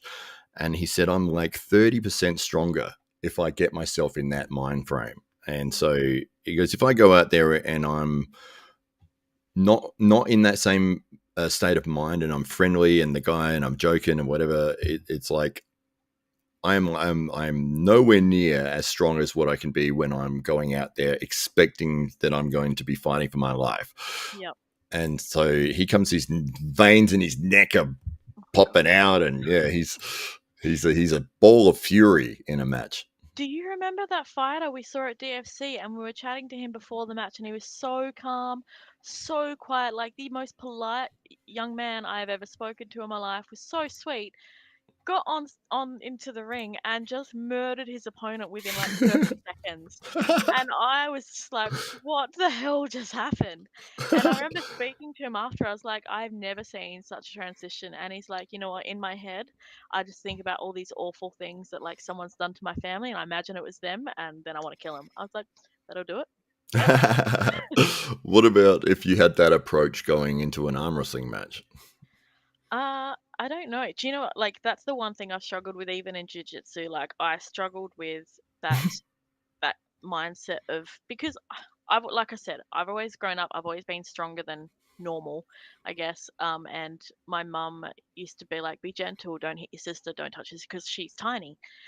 So like, my whole life has been, don't be rough, don't be this, be calm. And so it's really hard to switch to that it's okay to hurt someone mentality, or it's okay to be rough and it's okay to put all your force in here. But I would like to try it if I can make it work for me one day. Like, if I can switch. It'd be interesting. Like, maybe punch me before I have to do it or something. Make me angry. I don't know. You'd probably go and cry. I wouldn't do that. No. Like, if you can hear me, I cry when people yell in my face. I don't like being yelled at. So I like this comment here from Dean Bolt. He says that Mr. President Dan Earthquake, he is the most violent ref in Europe. Dan Earthquake is one of the leading guys in the UK and does a tremendous job supporting arm wrestling in all the events that they've got over there. And he's a lovely guy. And yes, but when he is running a bracket or when he is refereeing, you better listen to what he says, because if you don't, he's going to make you listen. I feel like I'm very obedient on the table. Again, I don't like being in trouble. I don't like being yelled at. I generally do what I'm told, especially when the refs are 6'3" and look like Matt and yell at you. So I'm not yelling at you. I'm yelling go to start the match. Who are you yelling go to? Me I'm and the yelling other it person. for So every you're yelling at person that's watching the match. What's this Drew here? He's Chris D'Souza versus Michelle Smart. How would she do versus Chris? Really? This is that insane. I think she was putting on an act here, and if it's the match I'm thinking of, let me see if I can load that. I don't know if I can select that. I might have to type it into Google, but there was an interesting story behind that, Drew, and that it's that an event, a promoter had put on a big tournament and they'd offered big prize money. And a lot of the top pullers from around the world had flown there. And I think it was in Las Vegas. And they were getting ready to compete in this tournament. And then the promoter's money fell through and they couldn't go ahead with the show. And so they ended up putting on well, everybody's here, like all the top people are here, we still want to arm wrestle. And so I think it was in one of the local clubs they actually set up like a mock tournament or like some super matches and stuff. And yes, Chris D'Souza, I'm not sure if it's Chris or Michelle, but she was putting on quite a very vocal I've got to bring it up because I can't even explain it. I've got to find it for you here, but it is very amusing. I can't explain. It's better to see it, and I think we are deserving of see it. Chris D'Souza, arm wrestling. There we go. I'll bring that up. 3 minutes. It's a 3-minute video. This is I haven't seen this for a while, but for good reason because I think it's a little silly. Apparently she always pulls like this, so this is not her putting on an act, apparently. All right. Oh my god, I can already tell I wouldn't do well.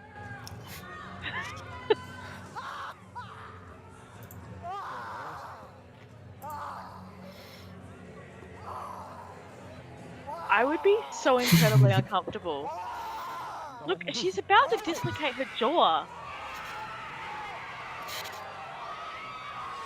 When the referee is laughing, you know you're doing something a bit off. Look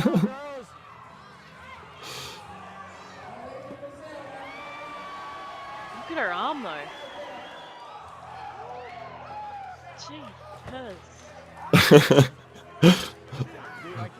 Jeez.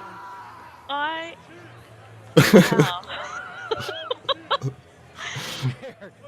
I wouldn't know what to do because it's not scary yelling. It's almost like she's about to, she's hurting yelling, and I would be worried I'm hurting her.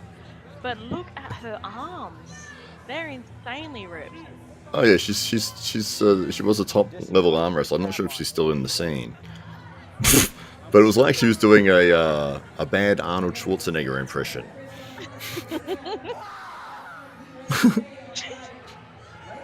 It's like the fake ninjas, you know how they're like, ah!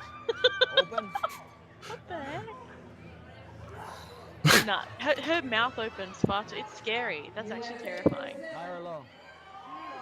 Yeah, this is one of the viral instances in arm wrestling.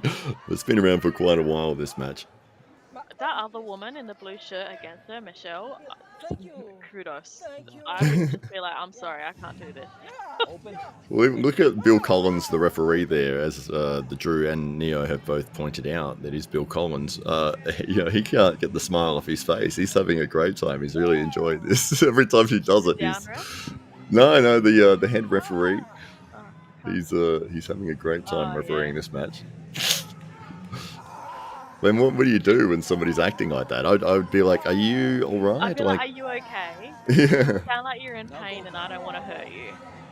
But I'm so incredibly impressed with her shoulder and arm definition. I'm strong, but I'm not like that. I'm not smart like that. I get very excited when some more definition pops up, but I'm not like that. Wrist. Shoulder.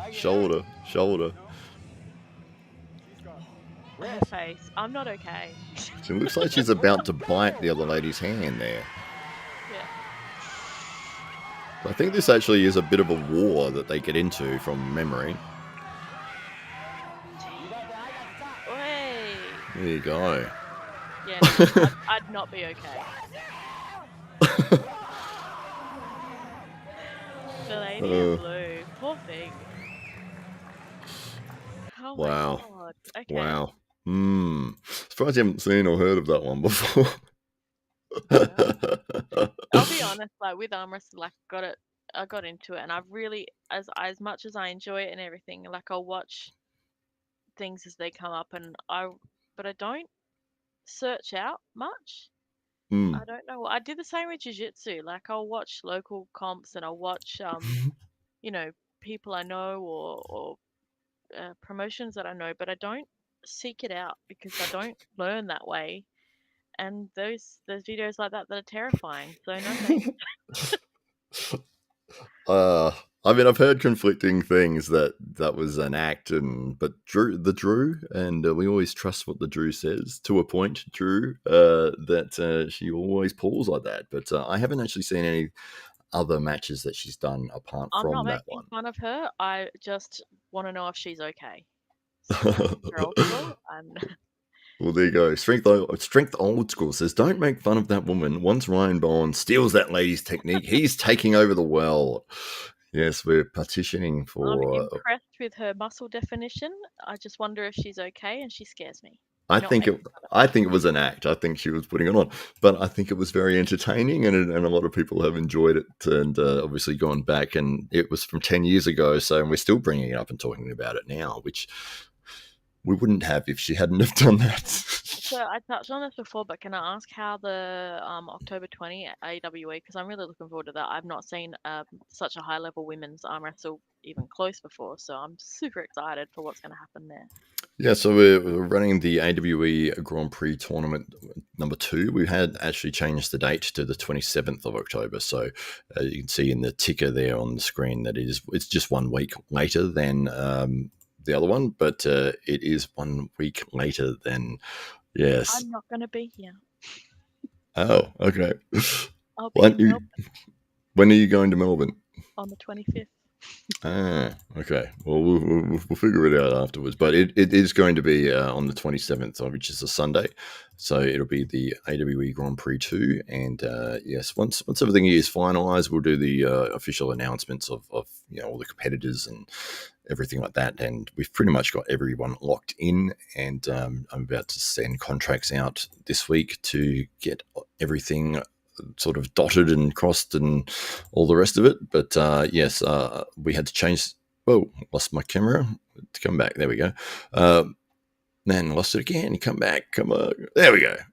It's the USB, the dodgy USB point. But yeah, the reason we had to change it was Ryan and I will be in India on that date. And the 20th of October is the grand final of Pro Panja. So we will be commentating that event. So we won't be here either. Well then. Yes. But yes, so you'll see a lot more official announcements coming soon as to what the plans are and how it's all going to work. But yeah, we'll move forwards with it from there. But yeah, looking forward to that. Between now and then, we've got a big event with Knuckles Up. They're putting on an incredible event. A lot of Australian pullers are on that card as well. The main event being Ryan Bowen versus Andrei Sharkovich, and Ryan going into the bout with a little bit of a question mark over his ability to perform. He's got a bit of an injury he's been dealing with his shoulder, but I think a lot of people always like to underestimate Ryan, and he loves to prove people wrong. So we will see how that match plays out. Mario Timbakis also has a match there against a very, very good European buller, Plamen, and Mario is coming off a fantastic win against Jason Malo, who is one of the top ranked arm wrestlers in North America for his weight class. And so Jason will actually be on the card as well. Wow. Dean says, how do we watch the Indian event? I believe that there's going to be an app, or there is an app that you can download to watch it on, but it will be on the Sony Sports Network as well. So they partnered up with Sony there, and so that is quite a significant sponsor to have on board. And yeah, so we will be it'll be streamed live, obviously, or it'll be going on the TVs through the network in India, but I do believe that there is an app, but I'll find out exactly how that will work so people can see it. I'm sure that they usually put the stuff up pretty quickly as well so that everyone can watch it online. And Strength Old School says, have you seen Devon's YouTube, Matt? It seems he's not happy. Never a dull moment in arm wrestling. I haven't seen if he's not happy, and I haven't seen it. No, I know he has over 1 million subscribers and he's been doing very well with the social media side of things. He's probably the face of arm wrestling, the number one most recognizable arm wrestler in the world. And yes, but as far as like I sort of similar with Franch there, I'm very choosy about what I watch, and the main reason is just time based. I don't watch everything. I usually get a very small amount of time that I can spend watching, and it'll be stuff that I'm very, very interested in straight away, rather than seeking out new things. But if he's not happy, I'd love to know the reason. But Drew says it's about the $5,000 call out for Auden. Oh, okay. He's guessing. He's guessing. Yes, he's guessing. Yeah. And So the Strength has said yep. okay. Yeah. Well, that's the thing is that so Paul Italia and Lorraine Jenkins have put up $5,000 to see if they can get a match happening for Auden and Lorette, and yeah, that's not a bad thing. I don't think that's a negative in any way to be able to say, hey, look, here's an opportunity. We've got money. We've got a stage, and they've offered it at Knuckles Up 4 in January. So if he's not happy about it, I'm not sure why he wouldn't be happy about it. But at the end of the day, it is up to them whether they choose to pick up that match or not. But Auden will be pulling against the Korean Hulk very shortly, and that should be a fun match to watch as well. And Neo says, I remember a time when we called out Auden as well. Yes, that's right. So we wanted Hamza Hodzic to go against Auden Lorette. Wow. Yes, but it was we couldn't get things lined up perfectly. Unfortunately, that's the way it goes sometimes in the business side of sport, but it's still a match I would like to see, and a potential match that could happen in the future. I think Hamza has been a little bit injured over the last 6 months. His wrist and then his elbow and then something else, and yes, unfortunate part of the sport is injuries. But yes, he is still a formidable force, but unable to be at his 100% potential at this point in time. Yeah, I know that he said he was still looking to go to nationals in November as well, though. So it'll be cool because yeah, I'm doing that, and I was glad that Hamza will be there because I'm very nervous. It's like the first tournament where I'm gonna have actual people against, and just having such unknowns about the with super matches, you know who your opponent is, you can sort of work towards it. With tournaments, I have no idea, and that terrifies me slightly. And yeah, but it'll be cool to see Hamza in action again then. Oh yeah, he's a phenomenal. I mean, even the training session we had just on Sunday when him and Lass were going to war, and as soon as I put the camera on them, they stopped, and they said, "Oh no, we're finished now. We're finished." And then so I pulled the camera away, and then they went again, and I put the rude. Yeah, what's going on? It's not a secret. There's no secrets here. You're right, the Drew. He has absolutely no right being so strong for how he looks. It's ridiculous. Oh, but we have a twin Hamza in our club. We have a female Hamza. They look like siblings. When she first started coming, she walked in and I went up to her to say hi, Hamza, and I realized it's not Hamza. They're both very tall and quite slim, and she's also quite good. She's quite a bit lighter. Tamika's quite good, quite a bit lighter, so slim build as well. But they look so the same. It's insane, but it's very funny. But yeah, no right being as strong as he is. Like, he's such a slim looking person. There's so much muscle in there. It's insane.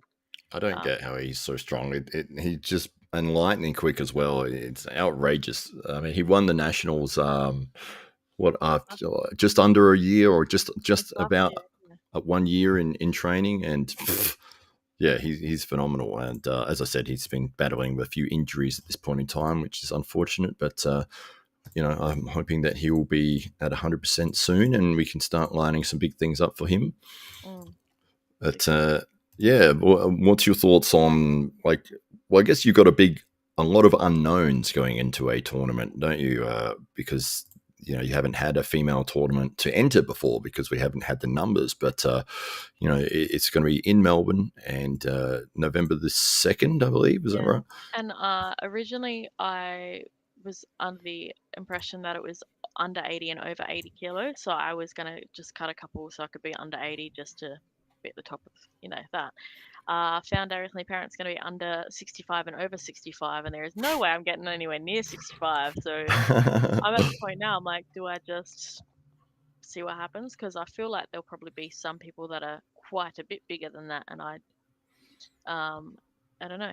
So we'll see. But yeah, I'm a bit nervous now because the little plan that I had is just like shattered away, fallen to pieces. So I guess I'm just gonna work on the things that that starting well, to adjust for the fact that I'm not the fastest. And Hamza, I was talking to Hamza about it, and he said that the fact if I can control my hand, I'm likely to be able to control that because he said that he noticed that that's not something that's strong with a lot of the female competitors that he noticed last year.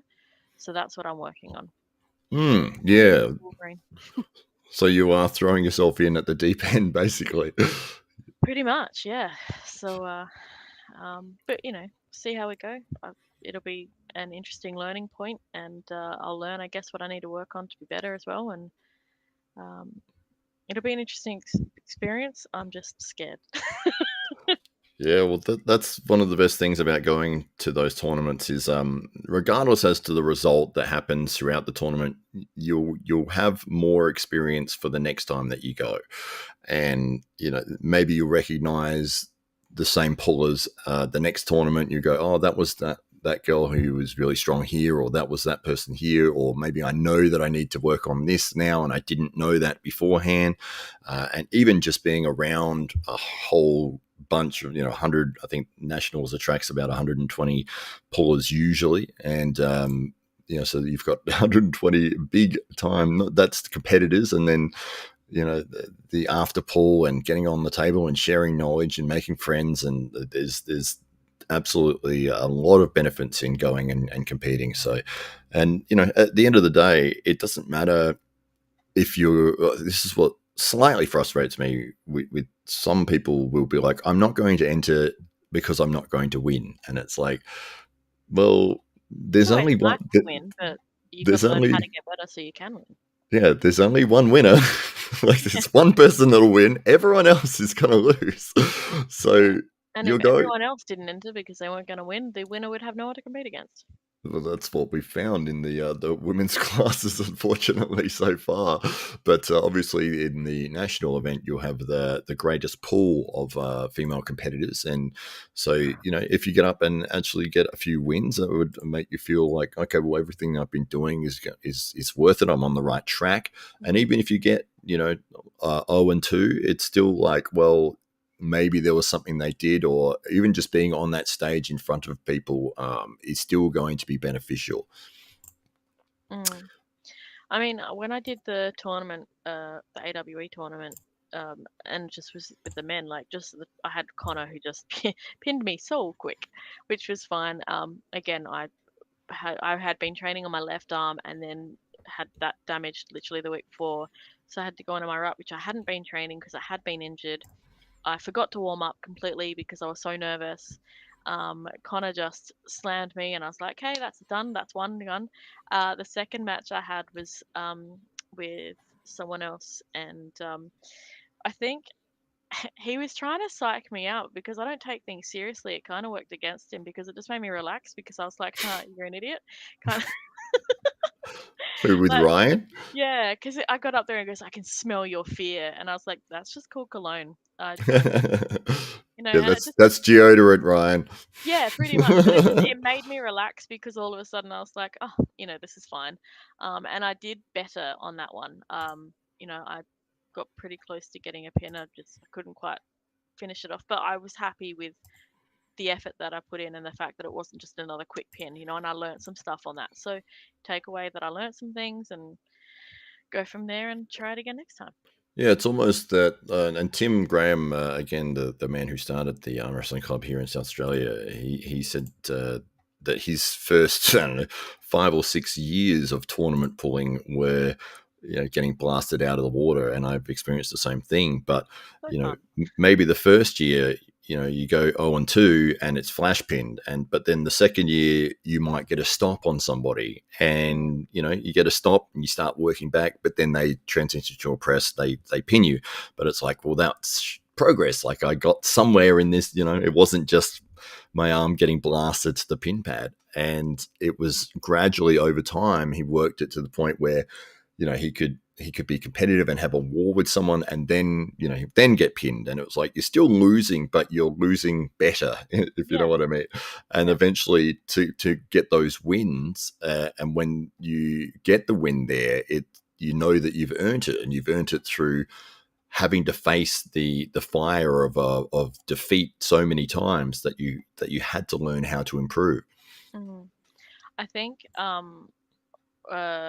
what I'm hoping is, because in the club I'm training with mostly men, and that's always going to be harder, but a couple of them I can give like a run for their money, and I'm hoping that because I'm pushing myself to be training against men, and I'm not wanting them to go like give me 50% or whatever, like I'm hoping that helps, that when I get on the table with some of these women, it's not easier. But it was the same when I was doing jits, like when I was training, it was mostly guys, and men and women generally don't have the same sort of strength. So then when I did have my first tournament, I remember the first match I had, I've grabbed the girl, she went, "Oh my God, you're so strong." And I'm hoping that that's a similar thing. Like I hope that just based on the fact that I'm training with guys and I'm pushing myself to be able to beat these guys, that then that'll translate a little bit into doing okay against some of these women. Oh, for sure, absolutely. One of the things that I had to learn, and that I now explain to others that feel this same thing, is that you may feel that you're not progressing in your club, but you've got to realize that everyone else is also getting better at the same time. So you're all moving up, but you might feel like, I just cannot beat this guy, and I can't beat that guy, and I'm here, and now maybe this week I can beat him, but then the next week he's beating me. But you're always getting better and better. It's only when somebody that's relatively new, or somebody that is, doesn't understand the techniques or fully or whatever, gets on with you, and they're like, "Oh my God, you are like the strongest person in the world," and you're like, "Really? Like, I can't even beat anybody here at all." And it's like, so it is important to keep that in mind, that everyone is always improving. And that you will be making improvements as well. It's just not as noticeable when you surround yourself with people that are always getting better. Drew, I've got to be able to crush someone, okay? Have you had that with somebody that has jumped in for their first time, and they're just shocked at your level? Do you remember? So there was a couple that came. I think they were actually friends of Ryan's. A couple of these guys, and he goes to the gym with them. One of them was quite tall. And he jumped on the table with me, and I was able to get the pin on him, and he was just like, "What just happened? Like, what?" Because he would have been about Stretch's height. Like, he was that really tall guy that came with the other guy that comes sometimes still, which is really cool. I'm clearly amazing at names, but they were friends with Ryan Dalton, and yeah, so I've had to go with him, and he was just like, "What just happened? Like, what was that? That's insane. You are so strong." I'm like, "Oh, nah, it's technique, but thank you." Yeah, it is. Do you find it hard to accept compliments, or is that something that I'm about you welcome it? Yeah, no, I'm about as good as accepting compliments as vending machines are accepting crumpled $5 bills. That's just not not my strength. I just feel like I actually have really bad imposter syndrome. Um, like it sometimes is stupidly crippling, and it's even in my work. Like I love my job. I love my job so much. And when I first started, I went to my boss. I'm like, "I think you've hired the wrong person. Like all these other people I started with are like law background and this long in this industry." And I'm like, I was adjuster for a while, and I've done some insurance, but and he was like, "No, no, it's fine, it's fine." And every time I have to have a meeting where it's a review on my skills, I keep thinking he's going to come back and go, "We actually don't know how you got the job. Like, you're fired." Like it's so bad. And every time he goes, "Oh, can we have a chat?" I'm like, "Is it okay?" And he's like, "Yeah, yeah, it's fine." Like it's so much imposter syndrome. So when someone gives me a compliment, I'm kind of like, "Yeah, you're just being nice, but thanks." Like I don't believe it. I feel like people are just full of it, but uh, nicely full of it. no. Well, I mean, some people will inflate your ego, but if somebody gives you a very descriptive feedback, I think that holds a lot more weight than, "Oh, you're so strong." As opposed to, when I was trying to do this and you shut that down, that was like, I couldn't believe that you were able to do that. Like, it's just, and if they can sort of bring it to a nuance where they can demonstrate the reason why they are, unable to do something against you because of your strength or your skill or your technique. I think that carries a lot more merit than a very generic statement as, "Oh, you're amazing. Yeah, you're just amazing." I It's mean, I like, know, well, but how? yeah. No, give me more detail. Yeah. Exactly. It's funny actually, I was pulling against Shelton and she does this like can opener thing, which is such a great technique. And I'm much bigger than her, but it is persuasive of me like stopping because it hurts. It doesn't feel good. And I said to her, "That's a really good move that you've got. Like it's uncomfortable." And she goes, "Oh, sorry, I'll stop doing it." I said, "No, don't stop doing it. Keep doing it. Get better at it. Like it's a good thing. You don't want me to be comfortable. Keep doing that." You know, um, but it's funny, people take compliments different ways. Yeah, it's hard for me to be somebody in a match. I feel guilty about it afterwards. Because I want them to succeed and I want them to do really well, and then Yeah, I've like destroyed that for them, and it's like, awful person. yeah, it Actually, is. my first jits tournament, and I got a clock choke on this woman. Literally, as soon as she tapped, I'm like, "I'm so sorry. I'm so sorry. You okay?" I felt so bad about it because I don't want to hurt people, but yeah, it's just part of the thing. But yeah, I get what you're saying. Like, you don't want to beat them, you don't want to make them feel bad, and it's hard, especially when you're training against people that are smaller than you. I don't want to just destroy their. It is Matt the bully. I don't want to destroy their confidence or make them feel like they're not as good. But it's like there's a huge size difference. Like I can just put my weight on your arm and there we go. Like you know what I mean? And so I do feel really bad, and it is at the same time you're trying to like let them work, but at the same time you're like, well, I need practice too. So it's hard to find that balance. But yeah, I get what you mean. I don't like beating people sometimes. Yeah, and especially like if there's a super match on, it is quite. It's less now because there's more people in the club. But back when it was, say less than 10 people, when there was a match on, it was so silent during a match because no one wanted either guy to lose. My match with Connor is so funny. It's so quiet, but then I got a pin, and in the background, all you can hear is Stretch clapping, and his hands are so freaking big. It's just like this weird, like sounds like he's clapping with fake hands. They're so big. There's silence otherwise, but yeah. Yeah, it's fun. I mean, there's a lot of friendly rivalries that are on in the club at the moment, which is it's a lot of fun. But you do hear a lot of advice being yelled out now, mid match and mid pull, and it didn't used to be like that. It was like no one was saying anything because they didn't want to be like, "Oh, I've given the advice that allowed him to beat him, and now he won, and now I'm the bad guy." Like, Yeah, absolutely. But Mm. yeah, no, it's cool. It's just fun. It is fun. You can take it as seriously as you like, or you can just enjoy it and practice on Sundays. But it is just a fun vibe. It's a fun club. It's a fun sport, and it's just a bit cool because it's different. Like when I tell people I do it, they're like, "Huh, how did you get into that?" Mm. But it's really cool. I would recommend trying it to Did I anyone that has. have I told you that I used to have a job as a contortionist? Did you try and get into something? Is that what the joke is? Are you being terrible dad jokes right now? Yeah, so my job was that I had to get into this like tiny box, right? Yeah, But I had to quit after about a week because I just couldn't get into it. yeah. Your dad jokes suck. Uh, I love that joke. no, it is good. It is. I love dad jokes. Simultaneously hate them because I'm like, why did I not get that? They just But pop into my mind automatically now. no, it's fun, and I think everyone should try it at least once, just for something to do. Well, Oh, there you thank go. you, Mr. Old School.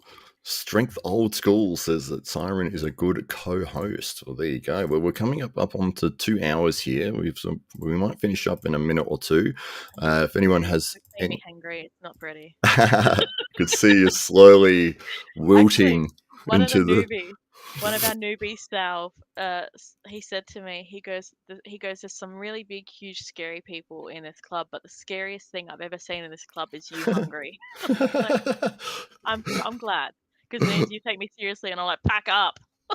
Yes. Yeah. Somebody's on the table and you're like, it's 8:15. We're packing up. 2 times. You've been here for 2 and a bit hours. Just, you can do it at the club. I don't care. Do it at dinner. I just need to eat food. Exactly right. So, yeah, if anyone has any last minute comments or questions for the Siren, why don't we just very briefly as to why the Siren or Siren is your nickname? So I sing. I've been singing in bands for years, and when I started doing this, and my mate actually came up, he goes, "Oh, you like sing to lure people in, and then just crush them like a siren." I was like, "Yeah, I like that." But actually at work the other day, I was taking a call. I work in complaints, so I manage complaints, and I had a call with someone that was a complainant, and finished the call, and I turned around, and the 3 assessors behind me, they're like, "You are the Velvet Sledgehammer." I thought that's also a good arm wrestling. That one you've got to sort of explain it a little bit more. He's because basically the guy was coming up with all these like excuses and reasons, and I was being really polite, but it's just shutting him down so firmly. Just be like, "Nope, this is why. Nope," but nicely. So like velvet because it's soft but very firm at the same time, and I feel like I can just be softly. It is good. It's I'm nice. gonna win now. I do like the Siren better probably as a nickname. I think it's but It's me. It's more me. I love music. Music is a huge part of my life. I've been singing in bands since I was 18 years old, and even at school I was in all sorts of things. But I mean, with I used to I've traveled Perth, Alice Springs, Victoria, doing gigs. I've got to play at the AFL. Like music's a huge part of my life. I love every different aspect of it. I love different types of music. And yeah, singing makes me very, very happy. And I'd happily serenade someone while I pin them to the pad.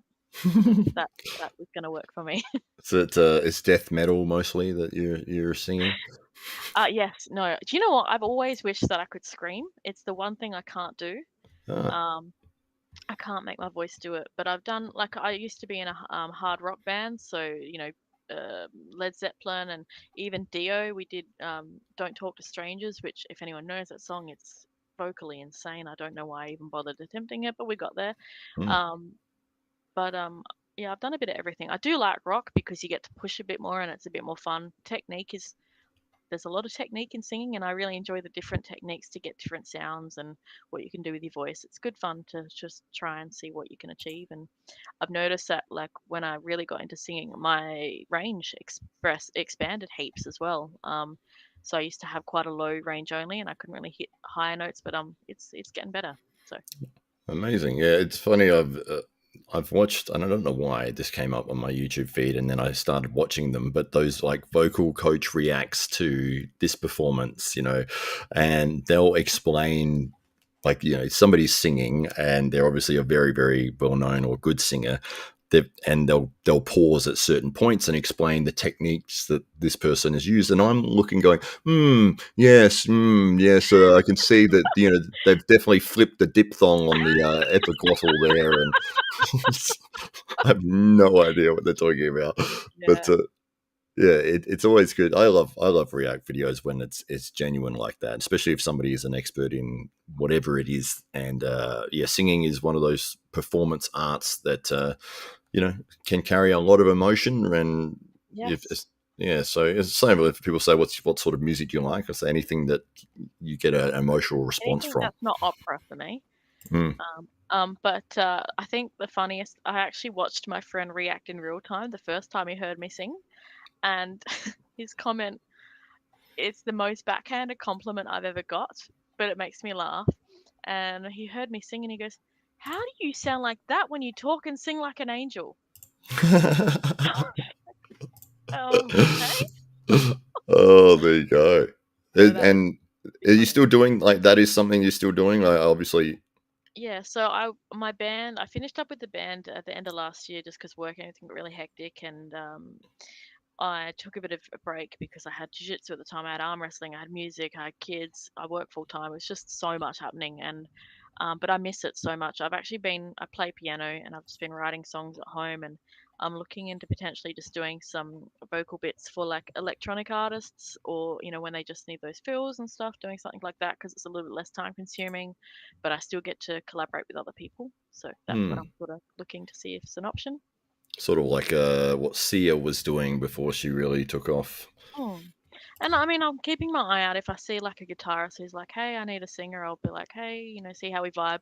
But I need to enjoy it. I'm not gonna do it if it's different. Like, I'm not gonna do it if it sucks. I played in a band for a little while, and I won't mention any names, but the other lead, it was a bigger band, and the other lead singer, or he was more lead keyboardist and backup singer, he was just the worst person to play with. He was so condescending, and it was not fun. I want music to be fun, and it's not when someone just treats you like you know nothing and yeah. No, I want to enjoy my music. I've been doing it for too long now to just shut up and just do it for the sake of it. I will only do it if I'm enjoying it. Hmm. I think that's a good thing to adapt to a lot of areas in life. If you really enjoy something, you're more than likely to continue doing it. Yes. Well, Hmm. no one has any questions, which I'm really glad for. But That's thank okay. you I so think. much for having me on here.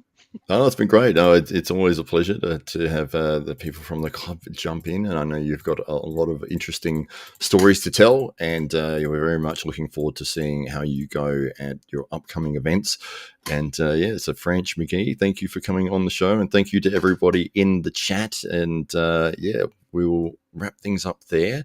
But any final comments, Franch? Is somewhere that people could follow you, or do you have social media you're pushing? I do have a YouTube, which you can definitely jump on and follow me. I'd really appreciate it. I will pull it up. My YouTube is at McGonagall Sings 2203. But if you look up Siren Arm Wrestler, I don't know. I don't know, Matt, how to do this. I'm not very actually tech savvy. That's fine. The spelling of that is a little tricky, McGonagall, but I'll put it in the description of the episode as well. So yeah, you'll be able Thank you, to. Drew. Yeah, and they'll be able to see it there. So yeah, the Drew is the man who puts the links up and helps out in any which way he can. He's a fantastic help to the world of arm wrestling. And yeah, on that note, I think we will finish up with Franch McGee. And thank you again, everybody, for tuning in. We're going to finish with a nice double bicep flex here. We got Yeah, one in. There's the other one. you almost need to put a thing on it because it's like a thumb now. It's almost It explicit. it's getting to that point, isn't it? That's probably the best it's looked. I'm pleasing myself aesthetically. I don't know if that sounds terrible, and it's a terrible way to end the show, which is how we're going to do it. You know, it's me, so it's